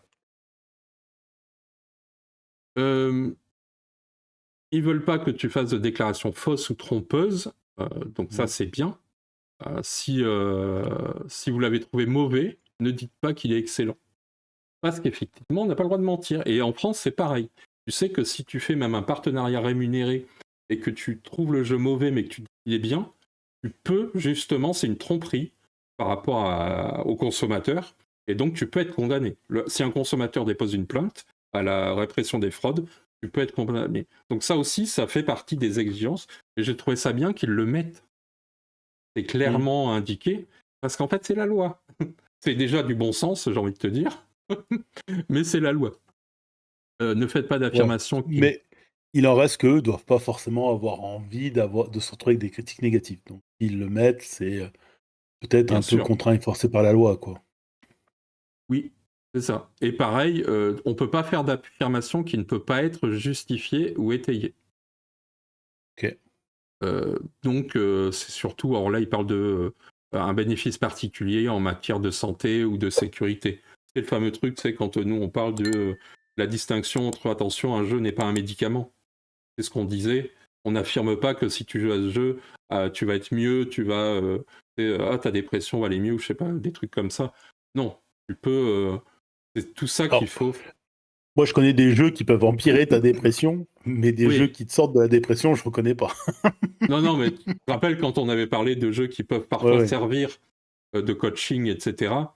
Il faut qu'il y ait des bénéfices réels, et ça doit s'appuyer sur des études ou des choses, parce que, une fois de plus, sinon tu tombes dans le truc gourou. Mais c'est pour ça qu'à l'époque, quand on avait parlé des jeux avec soutien, justement, on avait dit que c'était plutôt des outils que des objets de cure. C'est très important, quoi. C'est ça. Et enfin, la dernière que moi j'aime bien, vos publications peuvent être contrôlées par The Donc voilà. Donc ça veut dire quoi, contrôler? Pas forcément dans le sens ce que tu as dit ça ne convient pas, mais plutôt on a regardé ton contenu, ça ne correspond pas à notre code de conduite, donc à partir de maintenant on ne veut plus que tu participes d'une manière ou d'une autre avec nous. Tu ne seras plus un partenaire d'une manière ou d'une autre. Je trouve ça très intéressant parce que ça met en place certaines choses, quoi. Mais alors, il va falloir quand même s'assurer que ça soit pas plutôt un contrôle du genre ah ouais, t'as parlé négativement de notre jeu, donc alors qu'en fait tu l'as aimé. Alors qu'en fait tu l'as aimé, donc t'as menti, ça contrevient à notre. Mais j'ai la petite dernière et je finirai avec ça. Et on va bientôt avoir la deuxième partie de l'émission sera consacrée à Nico, du coup, parce que là j'ai un peu volé le truc. Je cherche juste à revenir. Non, t'as pas pris plus de 60% du temps, c'est correct. Pourquoi j'en viens à ça, c'est que je suis tombé sur un petit message sur comment ça s'appelle, Facebook. Salut, je vois des gens qui passent. Hop. Non, c'est pas des gens, c'est juste Franck. Ah oui. C'est vrai. Du coup, oui, j'ai vu passer ça. Donc, il y a le jeu que vous devez connaître qui s'appelle Once Upon a Line. C'est un jeu qui, en ce moment, beaucoup de gens parlent. C'est un jeu à gratter. Voilà, donc c'est un jeu au poil, hein, comme on pourrait dire. Et je vois passer ce petit truc avec marqué CopyPress. Donc, tout de suite, je suis interpellé. Je me dis, mais dis donc, c'est pas mal. Donc, le truc, c'est nous recevons beaucoup de demandes de CopyPress par des chroniqueurs critiques sur Facebook, Instagram, YouTube, pour publier au sujet de Once Upon a Line. D'ailleurs, taguez vos critiques ludiques préférées en commentaire. Spoiler alerte, il n'y a pas eu de tag de critique préférée, puisqu'il n'y en a pas. Bon, bref. Etc. Et puis, il y a un lien vers Convention Presse. Hop, alors j'essaie toujours de... Donc, tu as cliqué dessus? J'ai cliqué dessus, évidemment. Donc, je vous ai sorti la convention. Et alors là, pour le coup, on n'est plus du tout dans la copy press. Donc je lui ai dit d'ailleurs que on ne pouvait pas utiliser ce terme-là, parce que copy press, c'est l'équivalent, c'est simple, hein, c'est tout simple à retenir, retenez juste ça, c'est une newsletter. Je t'envoie une newsletter pour te dire, voilà mon actu, je t'envoie ce jeu pour te dire, voilà mon actu. C'est quoi mon nouveau produit? C'est ce jeu. C'est tout. C'est qu'une newsletter. Il n'y a rien d'autre. À partir du moment où tu te demandes quelque chose, ce n'est plus une copie presse. Ce n'est plus une newsletter. Si je te demande quelque chose, ça devient un contrat. On peut pas faire plus simple. Et salut Wawa.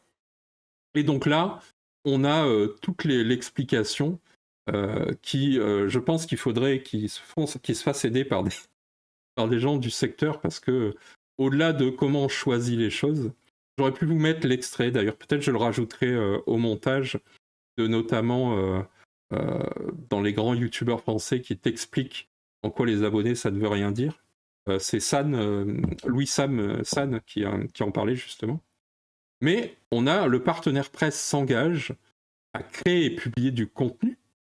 Donc ça veut dire qu'à partir du moment où tu les contactes, tu t'engages à créer du contenu, mentionner clairement le nom du jeu, des auteurs et de l'éditeur, ainsi que, si possible, un lien vers la page officielle ou la boutique.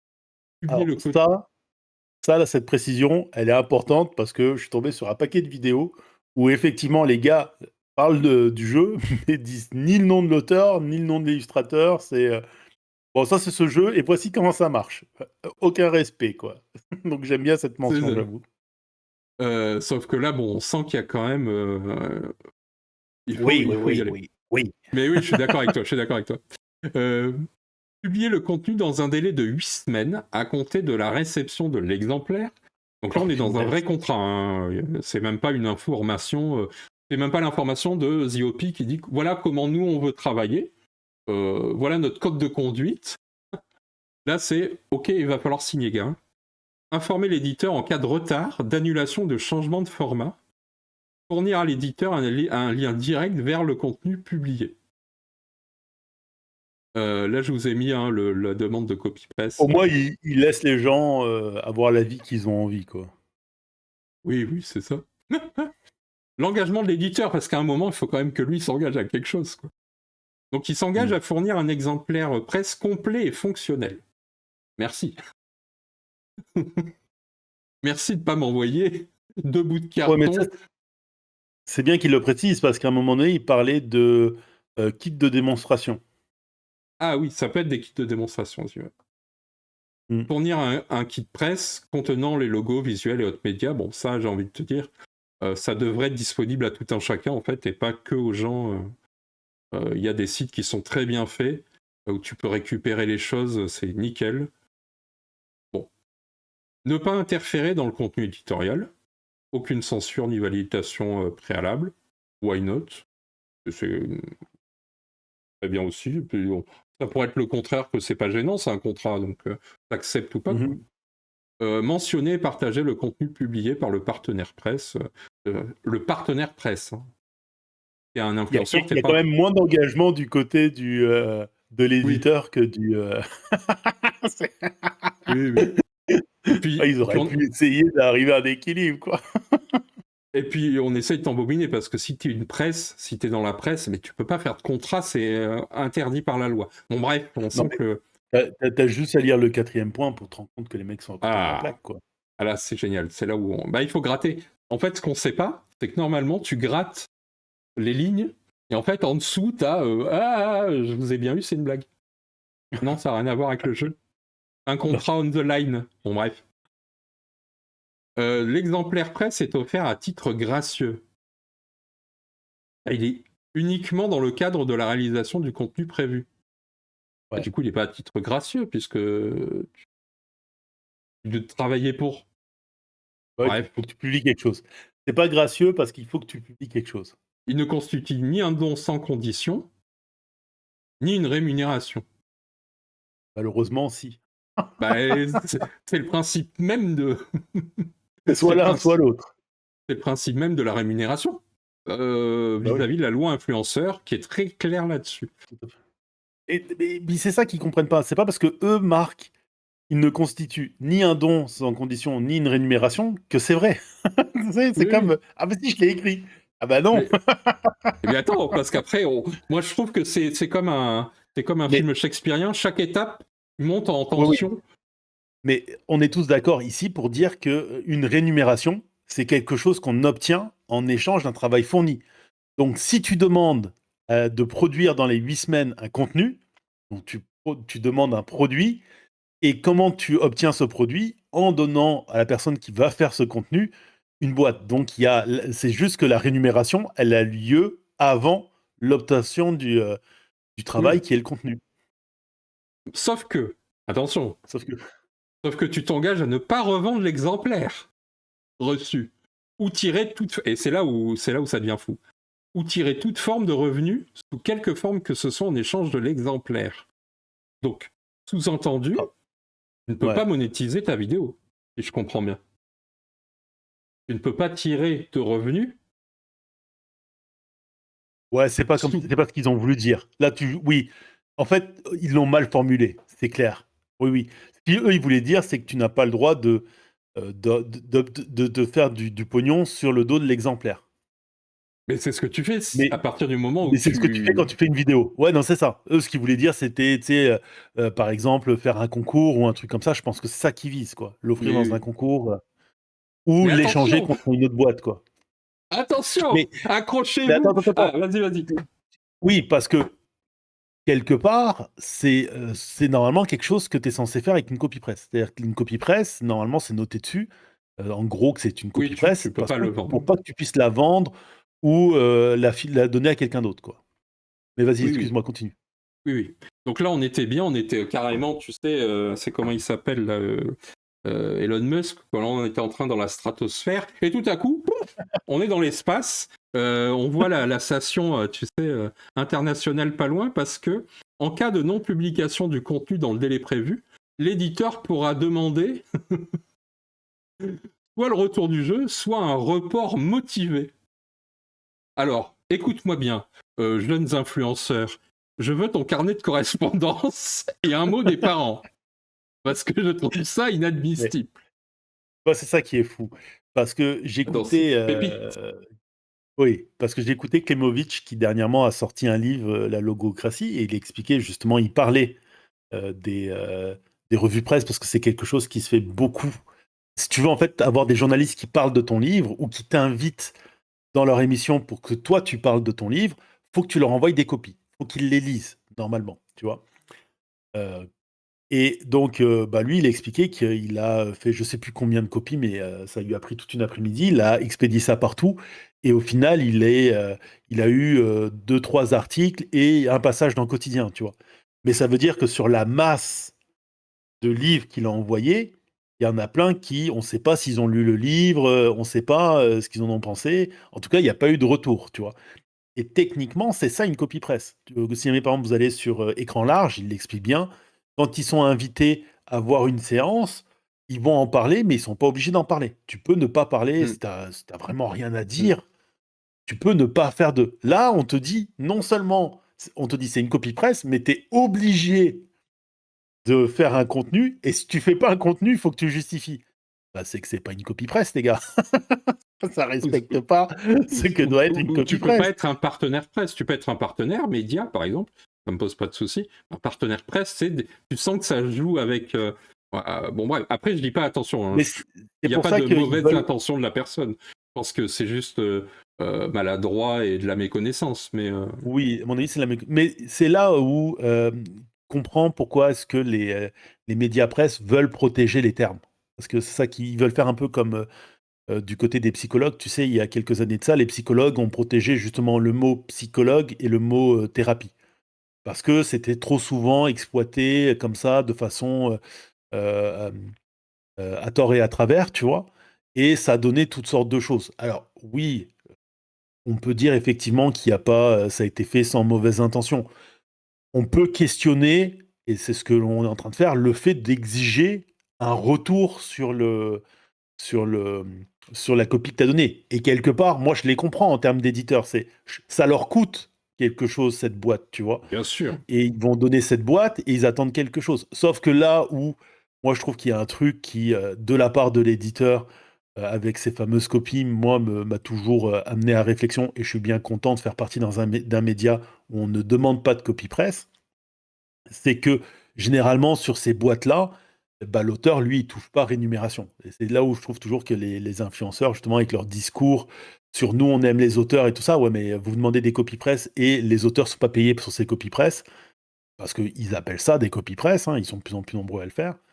Alors que ça fonctionne pas du tout comme ça. Il y a un truc qui marche pas, tu vois. Et là, tu vois que à force d'utiliser un terme que les gens ne maîtrisent pas, on arrive avec c'est pas des mauvaises intentions, mais c'est un torchon ce papier, parce que c'est plein de fausses idées que t'as pas le droit, et c'est pas parce que tu les écris que si la loi influenceur, si les gens qui contrôlent la loi influenceur passent par là, ils se fassent pas aligner. Et il semblerait qu'en ce moment, en plus, ils veulent à la fois aligner les influenceurs et aussi les gens qui ont eu recours à ces influenceurs. Oui, Donc, oui, Perte et Fracas pourraient se retrouver dans la mouise à cause de cette espèce de pseudo-contrat. Alors maintenant, il faut voir si c'est un contrat signé ou si c'est un contrat verbal, à savoir que dans la loi, une poignée de main ou une signature, pour l'instant, d'après la loi, si je dis pas de bêtises, sinon corrigez-moi dans les commentaires, mais vis-à-vis de la loi, si tu prouves qu'il y a eu entente verbale, c'est comme si tu avais un contrat écrit.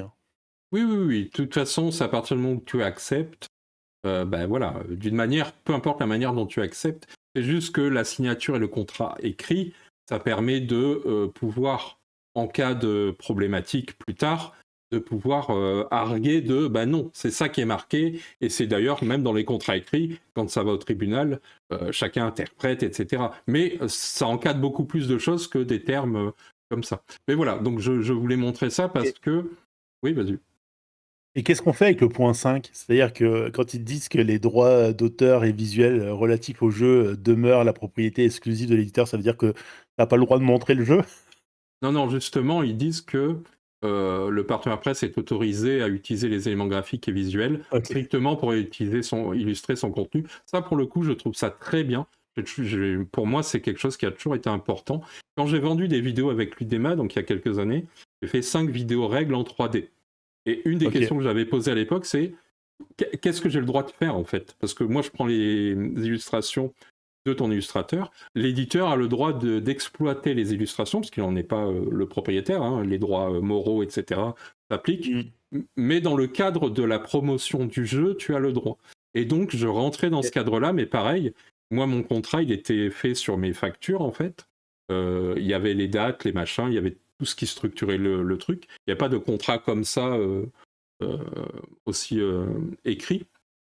Mais il n'y avait pas ce côté-là, et j'ai toujours eu un peu peur de me dire, mais si un jour tu te brouilles avec ton illustrateur ou que le jeu s'arrête, qu'est-ce qui peut se passer, tu vois, parce que des fois on illustre le contenu en manipulant, c'est-à-dire qu'on retouche l'image, alors qu'en théorie on n'a pas le droit, tu vois, quand tu mets ta tête à la place de quelque chose sur une couverture de jeu, tu trouves ça rigolo, mais en réalité, tu n'as pas le droit, tu es en train de défigurer une œuvre, qui t'appartient pas, tu n'as pas les droits. Donc ça, je trouve ça très bien, par contre, pour le coup, ça devrait apparaître dans tous les trucs. Mais après, c'est des choses... Alors, je suis un petit peu malhonnête, parce que vous le savez, on est sur Punchboard, donc de temps en temps, la fielle est là. La réalité, c'est que suite à mon commentaire, il a retravaillé son communiqué. Donc là, j'ai pris le premier qui était vraiment le plus hard. Il n'y a pas trop de changements, il est un peu moins fourni en explication. Il y a certaines choses qui ont un peu sauté, mais ça reste quand même... Il y a toujours 3 contenus contre une boîte. À partir du moment où il y a ça, il y a un problème, tu vois. Voilà, ça reste toujours une problématique parce que c'est pas ce qu'il faut. Mais voilà, dans le... Je sais plus où c'était, c'est là. Donc oui, il y a bien une signature, il y a bien ta date d'approbation. Moi, ce que j'aime bien, c'est dans la confidentialité et respect. Et avant la sortie publique du jeu, si applicable, tu t'engages à rien divulguer, Divulgacher, ouais. Ouais, divulgacher. Alors ça peut être un autre contrat qui s'appelle les Non-Disclosure Agreement, qu'on connaît très bien, les NDA, qui s'appliquent déjà. Moi, ça m'est déjà arrivé d'en avoir aussi, juste, de parole. Dans la vidéo sur le passe-temps au Cdispo, voilà, je suis au courant de certaines choses, de certains événements, à grosses annonces, on va dire, plutôt c'est le bon terme, qui peuvent être annoncés par des tas de gens du monde du jeu. Et des fois, ça m'arrive, alors moi je demande toujours, est-ce que je peux en parler ou pas, et quand on me dit non, pour des tas de raisons, des fois j'accepte, et puis des fois je dis il fallait pas me le dire. Oui, pas obligé d'accepter. Oui, c'est comme ça. Donc des fois j'accepte parce qu'il y a des bonnes raisons d'accepter, etc. Et je considère que c'est un contrat, je vais pas le trahir. Là pour le Ouais. coup, je rentre. Mais là ce que j'aime bien, c'est le ton et les propos du contenu restent libres dans Ouais. le respect de la courtoisie de la loi. Donc pour la loi, en fait, t'as pas besoin, c'est bien de le préciser, mais en réalité, t'as pas le choix. Tu dois le respecter, peu importe contrat ou pas, tu Oui, t'as mais pas le droit de ça faire. aussi, ça, on le verra avec le temps. C'est-à-dire que s'ils continuent à envoyer des copies presse à des gars qui donnent des mauvaises critiques du jeu, je le croirais, ce point-là. Là, c'est un point moral où, pour l'instant, on ne peut que les croire sur parole, tu vois. Oui, oui, Il mais tu vois, faudrait qu'il y ait démonstration. le pas de Ouais. propos diffamatoires ou discriminatoires, bah oui, c'est la loi, et donc en fait, contrat ou Oui. pas contrat, dans tous les cas, les influenceurs n'ont pas le droit de le faire. Par contre, moi, c'est dans le respect de la Et courtoisie. je ne sais pas si d'ailleurs tu as vu, mais il va falloir aussi faire attention à certains vocabulaires. Par exemple, il y a des influenceurs qui vont te parler de purge. Bon, bah, potentiellement un éditeur pourrait se retourner par rapport à l'emploi de ce terme-là. Alors, ça pourrait peut-être aussi toucher certains noms d'émissions, hein, comme par exemple Bûcher et Laurier, quand tu sais ce que signifie bûcher, ou toi à l'époque qui parlais des jeux cheminés. Et ouais, là, il semblerait que même en termes de terminologie, ça pourrait dans les prochains mois imposer à des termes OK plus Game. respectueux, quoi. Des euh, hockey games. Non, mais ce que j'aime bien, c'était dans le respect. Alors, je vous le rappelle, hein, il y a une nouvelle nomenclature, il y a un nouveau truc. Là, on tape sur la toute première version, qui est celle qui m'avait fait Ouais. réagir. Mais dans le respect de la courtoisie, bah là, du coup, on n'est plus dans la loi. Là, on est dans Non. l'interprétation de la personne. Et du coup, c'est Ouais. quoi la courtoisie? Qu'est-ce qui est courtois? Euh, Sachant qu'on peut être C'est vulgaire tout en étant courtois. c'est quand tu Euh, laisses passer une voiture avant de t'intercaler dans une file. Ah non, c'est pas ça, voilà. pardon, excuse-moi. Donc voilà, Excuse-moi, fin du. Jérémy, mais il est bientôt Ouais. 30. Est-ce que tu as une conclusion et qu'on passe à la suite C'était juste ça. La conclusion, c'est que le Ok. secteur est en train de bouger à ce niveau-là aussi, on le voit, puisque ça s'affiche comme ça chez Ziopi, en France aussi. Et qu'à mon sens, si vous êtes influenceur ou si vous êtes professionnel du secteur et que vous ne faites toujours pas de contrat, à mon sens, n'attendez pas. N'attendez pas que ce soit ceux qui ont la force, le pouvoir de vous imposer des choses, de le prendre en main. Il n'y a pas de médias, de structure où tous les médias sont regroupés. Donc vous êtes seul face à votre petite chaîne. Peu importe votre nombre d'abonnés, on sait que ça ne vaut rien. Peu importe qui vous êtes dans le secteur, même des gens très importants, si on ne veut plus travailler avec vous, on ne travaillera plus avec vous parce qu'il y a d'autres intérêts. Et on le voit que les gens se tournent vers des influenceurs qui ne sont pas du monde du jeu. À toi, Nico. Pardon d'avoir tout Non, non, il monopolisé n'y a pas aujourd'hui. de souci.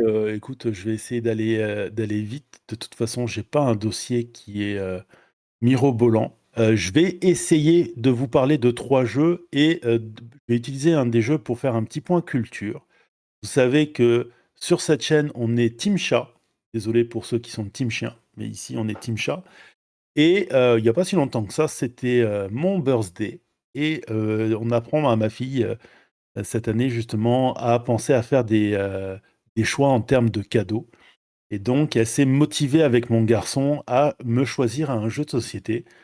Et donc, je pense qu'elle y est allée avec la mignonitude de la couverture, plus qu'avec l'explication des règles. Ici, on est, comme je l'ai dit, sur la chaîne, on est très team chat, mais à la maison aussi. Et donc, elle m'a acheté Le Chat et la Tour. Alors, je pense que toi aussi, tu avais, je crois que ça s'appelait Super Rhino chez ABBA, Super Nino. ce jeu où tu construisais un immeuble et tu avais un meeple en forme de Super Rhino que tu devais faire grimper d'étage en étage. Bon, bah, Le Chat et la Tour, ça reprend un petit peu ce principe. Je ne vais pas m'attarder sur les mécaniques, mais très concrètement, vous allez construire des étages de tours avec, il y a 5 pioches de tuiles différentes et il faut savoir que elles ont toutes une taille qui leur est propre. Et donc, à votre tour, vous avez vite fait 2 cartes actions, vous en choisissez une. Les types d'actions, c'est soit vous posez des tuiles et un étage, soit vous déplacez un chat. Et les chats, il faut leur faire des figures. Et si vous leur faites des figures, ça vous permet de faire progresser votre chat à vous qui cherche à se rendre en haut de la tour. C'est d'ailleurs le pitch. C'est un petit chat qui veut rejoindre sa mère qui est tout en haut de la tour. Et ce jeu peut se jouer en coopératif ou en compétitif. Alors, je ne vous parlerai pas du mode compé, tout simplement parce que pour l'instant, j'ai pas eu la motivation d'y jouer. Je l'ai sorti 3 fois et pour l'instant, ça n'a été que des parties en compétitif parce qu'il y a ce petit côté de on construit la tour, on essaye de manipuler lequel des deux va la faire tomber puisque la partie s'arrête dès que quelqu'un fait tomber 5 pièces. Et très honnêtement, c'est la version, même si en termes de mécanique, ça ressemble à Super Rhino. Tu avais eu aussi, tu sais, dans Super, je ne sais plus comment il s'appelle, tu avais une version un peu plus grande où tu avais plusieurs XXL. personnages dedans. Super Ouais, Rhino non, c'était pas le. XXL, C'est ça. il Mais me semble. les cartes étaient quasiment toutes de la même taille dans Super Rhino, tu vois. Ici, le fait que tu aies ce petit côté avec des tuiles qui sont plus ou moins grandes, ça amène une tour qui est complètement bancale, qui a un côté c'est encore plus bancal que la tour de Pise, tu vois. C'est assez rigolo. Et en tant qu'adulte, tu sais, tu as toujours l'ingénieur du groupe qui essaye de dire alors attends, tu vois là, ça penche un peu plus à droite, donc faut que tu mettes plus ton grand Faut, mur par faut là et tout. faut équilibrer, le point d'équilibre, il est là. C'est très très drôle. Surtout les moments où t'as des cartes un peu parasites. À un moment donné, il faut que tu caresses ton chat. Alors tu es toujours là avec ton doigt qui est super tremblant. Est-ce que je vais arriver à le toucher, pas faire tomber le truc? Non, c'est très plaisant. Moi, j'avais Super Rhino, je l'avais donné et je m'en voulais un petit peu parce que c'était des heures et des heures de fou rire sur ce titre avec mon fils. Je sais pas, parce que ma fille a un problème de motricité fine. Je l'ai pas encore testé avec elle, il faudrait que je le fasse. Mais je trouve que en termes de mécanique, c'est super sympa. Sauf qu'il y a un truc qui est encore mieux que la mécanique dans ce jeu, c'est le design, c'est l'artistique. Parce qu'il y a toujours ce moment où tu regardes ta tour et c'est super joli, tu vois, avec ces chats. Alors, c'est dommage que les meeples de chats de couleur sont juste des meeples de chats. Mais tu sais, même ton petit meeple à toi avec le chat qui a une espèce d'écharpe pour marquer ta couleur, c'est plutôt sympathique et ça a un rendu visuel, notamment sur la couverture, qui est super joli. Et à l'époque, quand on en avait parlé, toi et moi, tu m'avais dit que toi, ça t'inspirait la fameuse tour Karim dans Dragon Ball Z. C'est cette tour qui a un tout petit pilier et un gros truc tout en haut, là, où tu as le maître Karim, donc ce maître chat qui est au sommet. Alors c'est rigolo parce que toi, tu avais cette référence. Moi, j'avais une référence très Ghibli à rattacher au jeu. C'est le Royaume des Chats, que tu as juste en dessous, où il y a aussi une tour, sauf que là, la tour, elle permet de sortir du Royaume des Chats pour rejoindre le Royaume des Humains.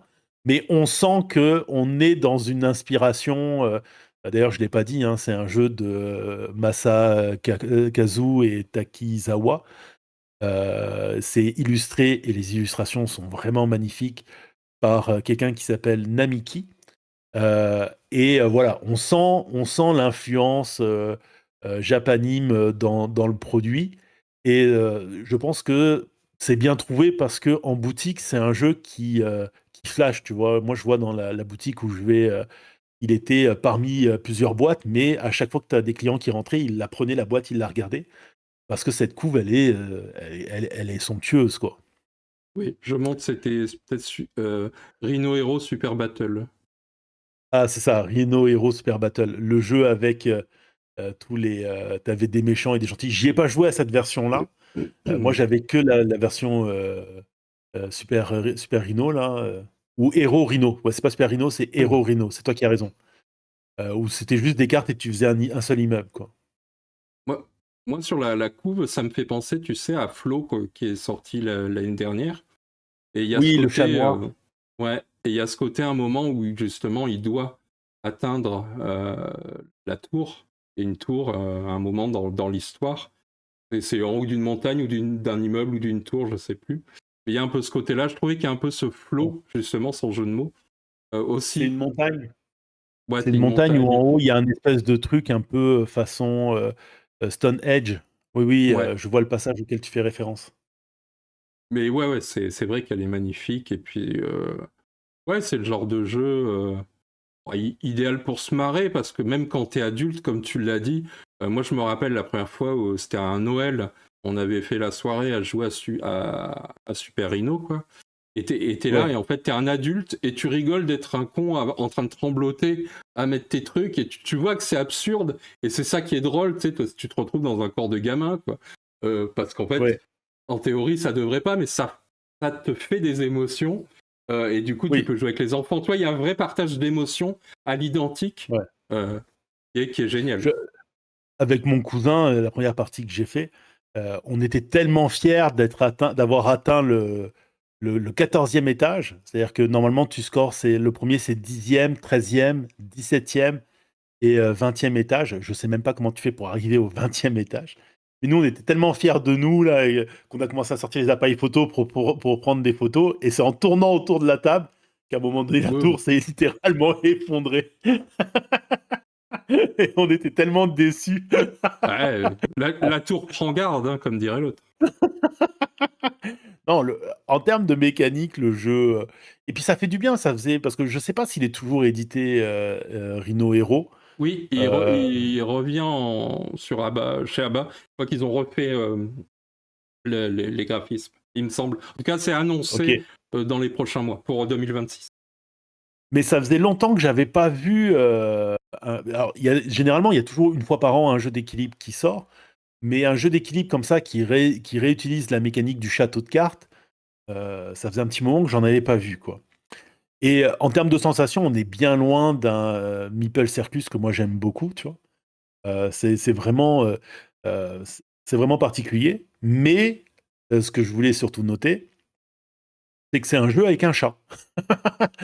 Et parce que c'est le deuxième jeu avec un chat dont je vous parle en cette fin d'année, puisque vous avez parlé de Neko Syndicate dans une vidéo que vous pouvez retrouver sur la chaîne. Quand je vous dis qu'ici on est Team Chat, c'est clair. Et du coup, je me suis dit, bah ouais, en fait, il y a vraiment beaucoup de choses qui sortent sur la thématique des chats. Et notamment, la dernière fois, je vous ai parlé de comics. Là, j'avais envie de vous parler de bande dessinée. J'aurais pu vous parler du Royaume des chats, qui est vraiment un film d'animation que j'aime énormément. Mais je me suis dit, parlons un petit peu de bande dessinée, et notamment parce que de notre côté, on a des œuvres qui sont très sympathiques. Alors, je t'ai ramené deux, trois trucs. Et je te propose de commencer avec un auteur qui, à l'origine, est équatorien. C'est monsieur Alberto Monte. C'est un auteur qui est passé par l'école des arts et arts et plastiques, donc à Quinto, en Équateur, qui a travaillé essentiellement, c'est comme ça qu'il s'est fait connaître, dans un média via Internet. En fait, il faisait des petites bandes dessinées sur Internet. Et maintenant, il vit en France et il publie des bandes dessinées. Alors, je les ai, celles que je te montre, je les ai lues. Et elles ont une thématique assez centrale. Comme tu peux le voir, j'adore mon chat et il s'en fout complètement. Les titres, tu vas voir, tous les titres sont exceptionnels. Le grand livre des chiens selon mon chat. Donc là, tu as cette version-là. Et bien sûr, vu qu'il a fait le grand livre des chiens, il fallait bien qu'il fasse le grand livre des humains selon les chats une fois de plus. Euh, En termes de bande dessinée, vous êtes sur des œuvres. euh, c'est pas tant, on les consomme pas tant comme des bandes dessinées que comme des espèces d'artbook avec une histoire à l'intérieur. Et moi, celle-là, si j'ai lu les trois, il y en a qu'une seule que je possède. C'est la dernière et c'est celle que je vous recommande, qui s'appelle La conquête de la Terre par les chats. Parce que on le sait très bien, hein, si les chiens ont des maîtres, les chats ont des serviteurs. Vous, si vous avez un chat, voilà, vous savez pourquoi ils vous regardent comme ça.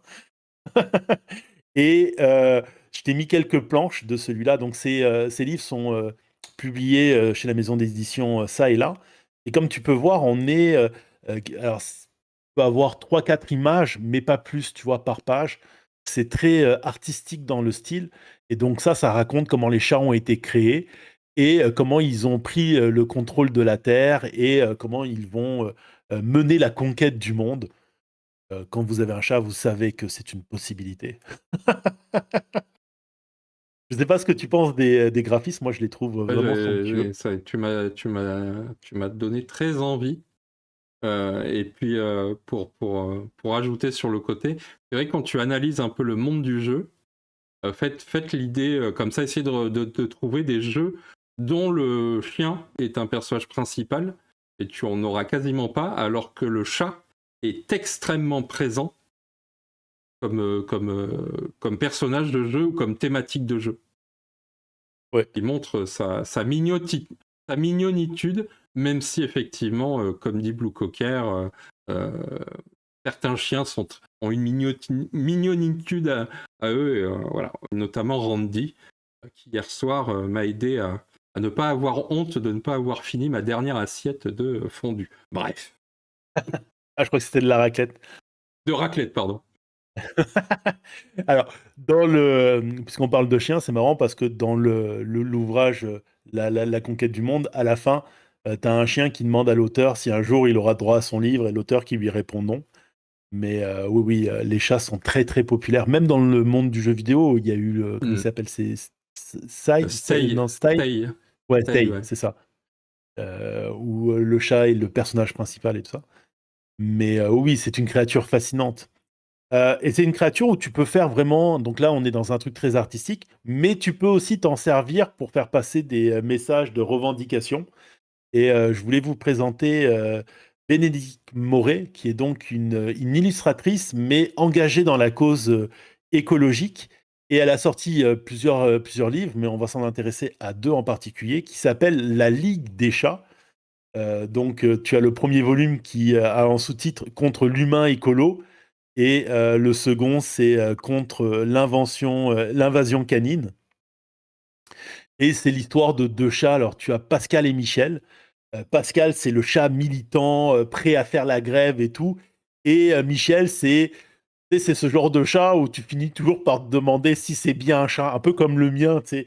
Des fois, mon chat, je le regarde et il a rien de félin. Tu sais, genre, déjà, c'est un Maine Coon, hein, comme dit Franck, c'est un chat qui a quasiment la taille d'un chien.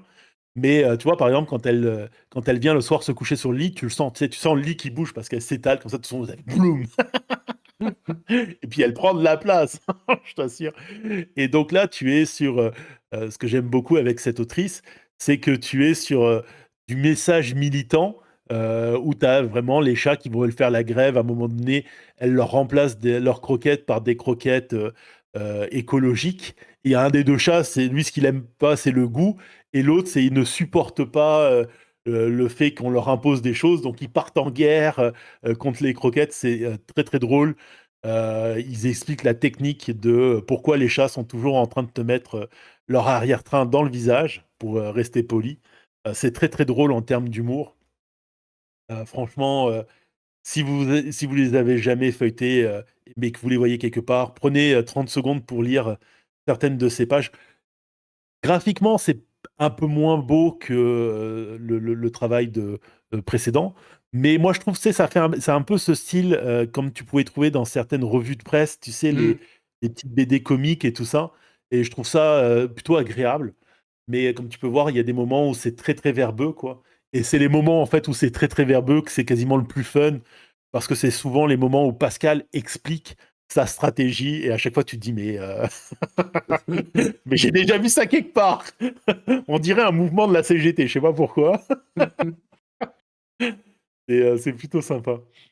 Tant que j'en étais là, je voulais parler d'une œuvre. Alors par contre, celle-là, malheureusement, vous ne la trouverez pas en librairie. Je trouve ça un petit peu dommage, mais je voulais en parler quand même. Je ne sais pas si c'est toujours disponible sur sa chaîne. C'est Parole de chat perché. C'est à la base créé par Noël, Shana, Kevin Mantovani, et c'est dessiné par quelqu'un qui s'appelle Reningo. Alors, Noël Shananta, c'est le monsieur qui est derrière la, la chaîne qui s'appelle Parole de chat. Alors, je ne savais pas, mais à l'origine, c'est un documentaliste qui travaille pour la Société Générale de la Presse depuis 1999. Donc, ça explique peut-être quelque part la qualité de ces vidéos, parce que Parole de chat, c'est souvent très, très, très drôle. Si vous en avez jamais regardé et que vous avez un petit coup de déprime, allez regarder une ou deux vidéos de Parole de chat. Vous allez voir, c'est plutôt bien fait.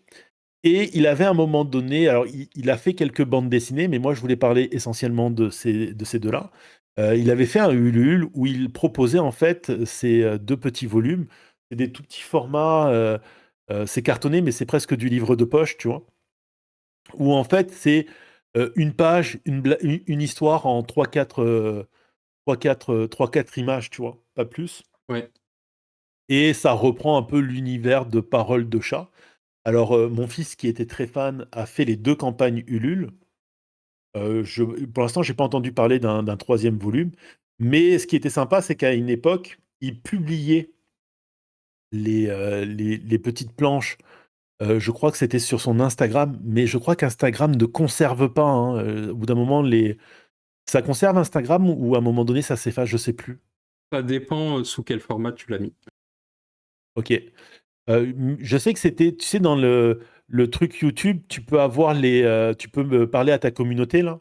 Je sais qu'il les mettait là aussi, donc si vous allez voir sur sa chaîne, je pense que vous pouvez les trouver. Et voilà, c'était des petites histoires plutôt rigolotes, assez humour. Tu sais, comme on peut trouver dans les petits Spirou, les trucs comme ça. C'est du monogag là. Et c'est avec des chats, donc ça reste très très mignon. Je trouve ça dommage qu'à un moment donné, moi j'en ai parlé avec mon fils, lui ça l'aurait pas dérangé. Lui il était content de faire les campagnes Ulule parce que ça lui donnait l'impression de soutenir, et je pense que c'était un parti fait pour ça aussi, ça lui donnait l'impression de soutenir la chaîne. Je trouve ça dommage qu'à un moment donné il les ait pas amenés quand même. Alors peut-être que ça sera fait plus tard, mais qu'il les ait pas amenés à la Fnac ou dans ce genre de magasin, parce que ça aussi, c'est le genre de produit que tu peux mettre devant une caisse et tu es sûr que les gens ils vont repartir avec parce que ils ont l'air trop mignons ces chats. Je sais pas ce que toi tu en penses. Oui, oui. Après, peut-être que lui, dans sa philosophie, il voulait pas C'est aller plus possible. loin que ça. J'avoue que je me suis pas énormément renseigné. Je trouvais juste ça dommage parce que c'est plaisant. Mhm. Ça se lit Ouais, bien. j'ai montré quelques pages là qui étaient disponibles sur le Ulule. Effectivement, on a des gags, on a des petites choses, c'est Ouais. assez sympathique. Et tu vois, tu parlais de la présence du chat dans le monde du jeu de société. Il est aussi très très très présent dans les mangas. Il y a énormément de mangas qui tournent autour du chat. Mais j'en ai sélectionné un parce que je le trouve intéressant. Normalement, c'est pas trop mon style d'écrit. Mais du coup, si je vous en parle, c'est que ça m'a vraiment laissé un bon impact. Ça s'appelle Le Gros Chat et la Sorcière Grincheuse. Alors déjà, le titre, je trouve ça assez sublime. C'est écrit par une mangaka qui s'appelle Hiro Kashiwaba, qui normalement est spécialisée à la fois, et alors tu vas voir, c'est un peu les antipodes, puisque elle écrit généralement comment ça s'appelle? C'est des joshen, c'est-à-dire des formes de bande dessinée, mais pour les femmes adultes. C'est pas les pas Ah, ok. les shoujo, mais ceux pour les femmes adultes. Ça reste un peu du soap opéra quand même, mais elle fait aussi beaucoup de shonen, tu vois, qui sont les ados, sont plutôt adressés à des ados garçons. Donc tu vois, chez les femmes, elle est chez les adultes, et chez les gars, elle est chez les garçons. Est-ce que ça reflète sa vision du monde? Je sais pas. Mais j'ai trouvé ça assez rigolo. Et là, ici, avec le gros chat et la sorcière grincheuse, c'est un peu entre les deux. C'est pas un Ok. shonen, c'est pas, t'es pas sur du One Piece avec le héros qui va arriver, qui va échouer, mais il va persévérer à un moment donné. Non, non, t'es vraiment sur la rencontre de 2 personnages, cette sorcière et cette espèce de gros chat qu'elle va voir invoquer à un moment donné. Et en fait, ces 2 mondes qui se percutent, vont amener, du changement, et c'est surtout par le gros chat que ça arrive, dans la vie de l'autre. Et voilà, c'est une bonne tranche de vie bien sympathique. C'est en 5 volumes. C'est publié chez Doki Doki. Malheureusement, j'ai pas réussi à vous trouver d'illustration des pages intérieures, mais en termes de dessin, c'est somptueux aussi. Et voilà, si jamais vous voulez vous lire une bonne histoire de tranche de vie et que bah, vous êtes un peu grincheux, comme Jérémy, bah voilà, ça peut vous montrer que les gros chats peuvent changer votre vie. Totalement. Et T'aimes pas ma d'ailleurs, conclusion? si, parce que ça permet de rebondir sur justement quelque chose qui arrivera prochainement.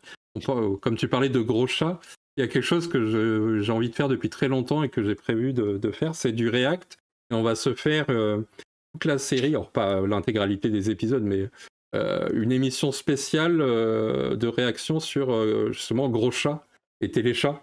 Donc on va se revoir Ok. quelques épisodes, Oula. parce que ça a duré 8 minutes.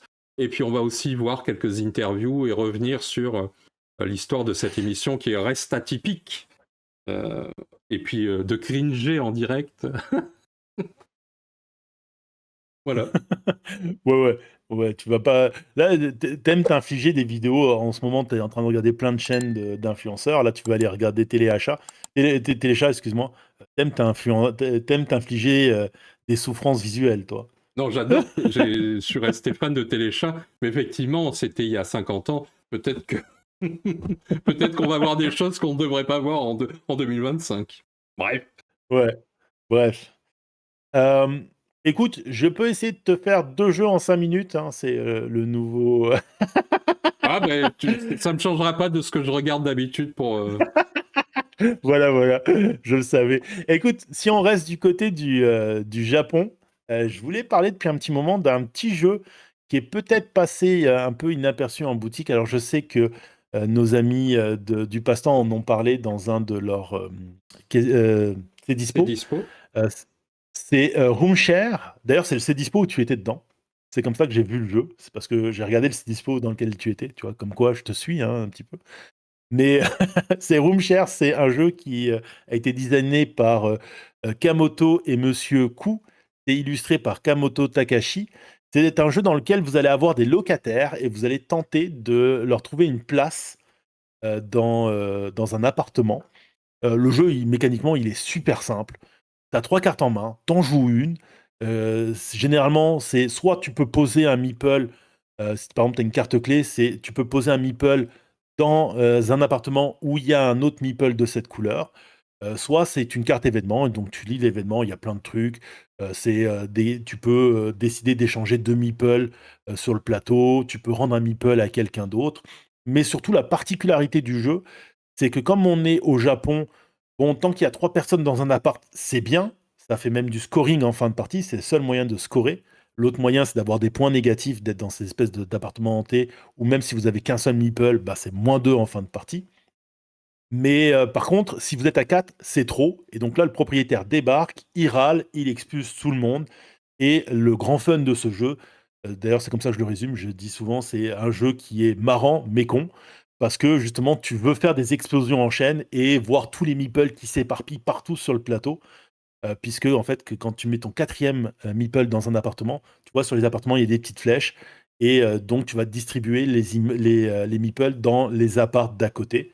Et potentiellement, si tu arrives à déclencher une deuxième expulsion, tu es bien content. Il faut savoir aussi que tu as des cartes qui te permettent de faire des expulsions forcées et tout. Et le jeu va s'arrêter dès qu'un joueur place son dernier meeple. Il y a un dernier tour qui se fait et on comptabilise des points. C'est très rapide, c'est très con, c'est très drôle. Ne passez pas à côté. Si vous pouvez jouer à ce jeu, faites-en une partie. Pour l'instant, la plupart des gens avec qui je l'ai sorti ont été conquis. Je pense qu'il a du mal à passer en boutique. J'en parlais hier avec mon ami JS. Lui, ce qu'il lui reprochait au jeu, c'était un peu sa couve, en disant que le problème, c'est qu'elle n'était pas assez flashy et qu'elle pouvait, parce qu'elle est assez pastel dans le. Je sais pas si la photo rend bien, mais c'est vrai qu'elle est un petit peu terne et potentiellement au milieu de plein d'autres jeux. Tu vois, par exemple, si on la met à côté de la couverture du chat et la tour, eh ben, elle se distingue pas trop, tu vois.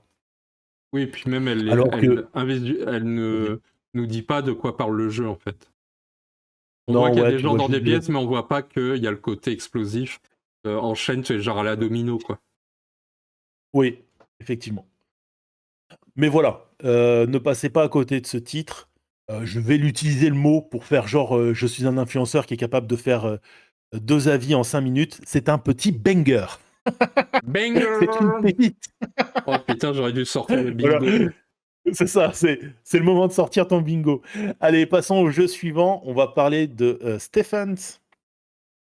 Stephens qui fait référence à l'industriel anglais William Stephen qui s'est installé à un moment donné du côté du Portugal après un fameux tremblement de terre et qui a investi dans les industries de verre.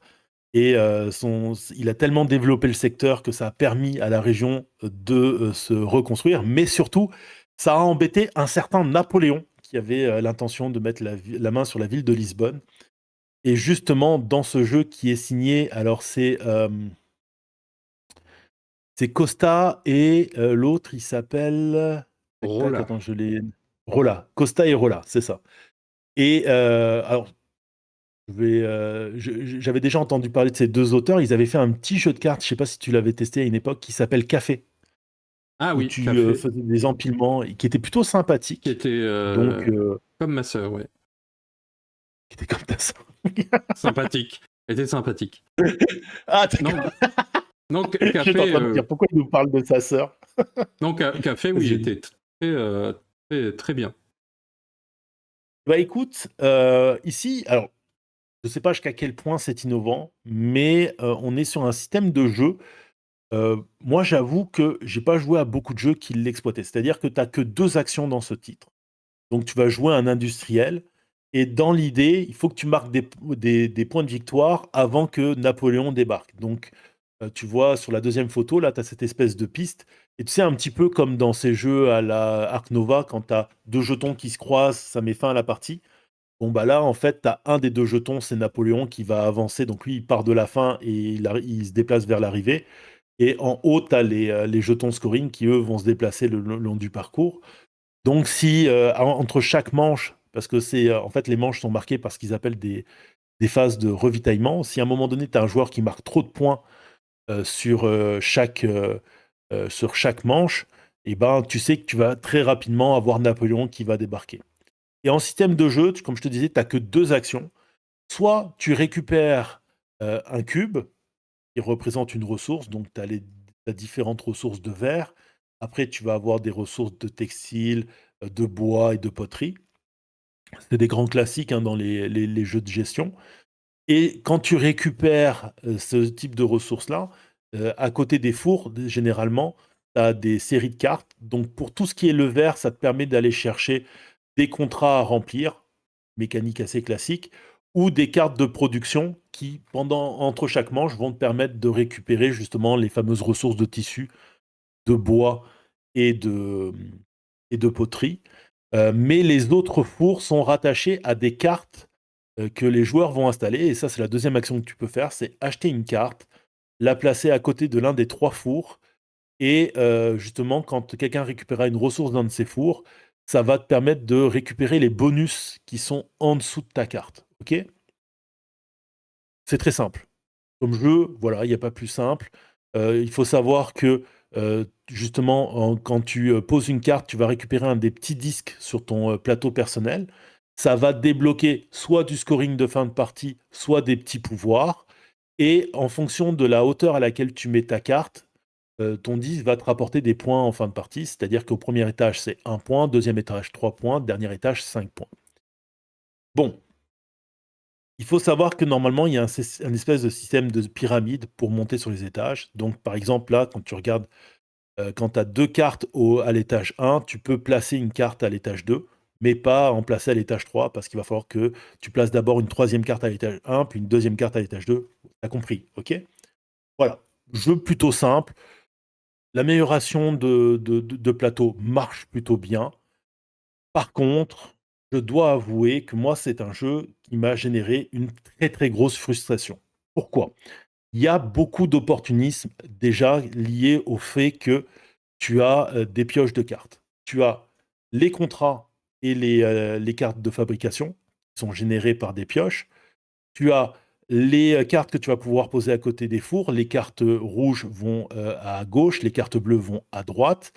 Et en fait, sur certaines de ces cartes, notamment celles-là qui sont le plus frustrantes, tu peux avoir qu'un seul emplacement, c'est-à-dire qu'il n'y a que le joueur qui l'a acheté qui va pouvoir s'y poser, mais tu peux aussi avoir un deuxième emplacement qui va être une opportunité pour un autre joueur. Bon, ben moi, c'est pas compliqué.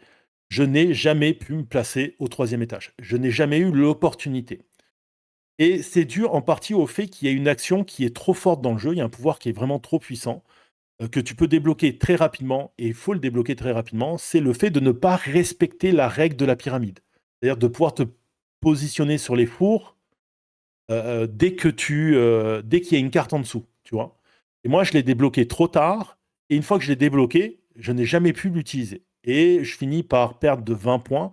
Alors, j'ai des amis autour de la table, notamment mon ami Olivier, qui essaie de m'expliquer que oui, mais en même temps, j'avais mis de côté la stratégie d'aller chercher les productions qui peuvent te ramener des points de victoire. Et je lui explique, oui, mais ça, c'est un choix. J'ai fait le choix de ne pas aller chercher ces productions-là parce que je voulais miser sur autre chose. Mais le fait de ne jamais pouvoir avoir l'opportunité, pour moi, en fin de partie, c'est ça qui fait que je perds de 20 points par rapport aux autres, tu vois. Si j'avais pu aller placer un ou deux jetons, non seulement je réduisais leur score, mais j'augmentais le mien, donc je me rapprochais de leur valeur. Je sais pas si tu suis ce que je veux dire. J'ai décroché depuis longtemps. Non, je vois bien ce que tu veux dire. Je m'attendais pas à ce que tu répondes ça, c'est bien trouvé. Mais voilà. Et très honnêtement, je trouve le jeu, c'est intéressant ces deux actions, que tu aies le choix qu'entre deux actions. Je trouve que ce système de cartes où quand tu vas récupérer des ressources, ça active des bonus, c'est très cool parce que des fois, tu es là en te disant, il faut que j'aille chercher cette ressource parce qu'elle va me permettre de remplir un contrat. Mais quand tu regardes la pile de cartes qui est à côté, tu te rends compte que tu vas donner trop de bonus aux autres joueurs. Tu vois, il y a cette espèce de coopération forcée qui te fait dire, est-ce que j'y vais, est-ce que j'y vais pas, je sais pas. C'est En termes de choix, c'est simple, mais le fait que cette frustration existe, moi je leur dis, ça m'a pas donné, j'ai pas envie de refaire une partie à ce jeu. Il faudrait que je le fasse parce que potentiellement, il faudrait quand même que je lui donne une chance. Je sais pas si c'est dû à la config ou si c'est quelque chose qui se produit en permanence, mais il y a là une frustration qui est réelle. Et je suis allé faire un petit tour sur BGG pour voir un petit peu ce que la communauté en disait, et je remarque que je ne suis pas le seul à avoir soulevé ce point-là. Ouais, il y a plusieurs autres joueurs qui ont soulevé le fait qu'il y avait une espèce de frustration liée au placement par rapport au, euh, aux cartes actions. Et je trouve ça dommage parce que, bon, le jeu n'est pas très beau, il fait très marronasse, tu sais, comme les jeux à l'allemande et tout. Mais je le redis, en termes de mécanique et tout ça, j'ai pas passé une mauvaise partie. C'est vraiment la frustration de fin de partie qui s'est installée. Tu comprends ce que je veux dire? Oui, Tu sais, c'est c'est une vraiment le frustration moment où quand négative. ouais, voilà. C'est-à-dire qu'à un moment donné, j'ai juste fait comme, bon, ouais, vous voulez pas mettre fin à la partie, là, hein, alors que je m'amusais, tu vois. Jusque-là, je m'amusais. C'est juste un moment donné, tu prends conscience que, bah, il y a un truc que tu peux pas faire. Les autres, eux, ils peuvent le faire en permanence et ils scorent plein de points. Et bah voilà, t'es bon dernier et puis t'attends juste ton exécution, quoi. Donc, bah, Stéphane, je sais pas quoi vous en dire d'autre. J'ai envie de vous dire quand même, si vous avez la possibilité, jouez-y parce que honnêtement, je le redis, moi, cette mécanique de soit je pose des cartes pour plus tard avoir des gains, soit je vais chercher des ressources, c'est très agréable, c'est très sympa. Les pouvoirs sur le plateau, il y en a un qui est peut-être un peu trop pété et moi, je vous le déconseille de le débloquer assez rapidement. Mais il y a plein de scoring, on peut scorer de plein de façons. Vous pouvez exploiter vos ressources pour faire plein de choses. Vous pouvez remplir vos contrats, vous pouvez avoir des actions et tout. Voilà, non, allez-y, faites-vous plaisir. Je suis désolé, il va falloir que je te laisse. J'ai mon Ouais, rendez-vous qui est là. c'est parti. Donc je te laisse conclure, mais voilà, c'est tout ce que j'avais à te dire sur ce step-up. Il y en a un peu plus, je vous le mets quand même, la nouvelle petite rubrique qu'on fait. Je voulais juste vous partager un article, vous l'aurez dans la description, que je vous invite à aller lire, qui est donc un article de Boursorama, qui est donc le Monopoly, le Catan, de façon bien différente d'enseigner l'économie. Voilà. 5 minutes de temps de lecture. Je vous laisse aller voir ça. Moi, j'ai trouvé ça très intéressant. C'était ma petite recommandation personnelle pour conclure. J'espère que cette émission vous a plu.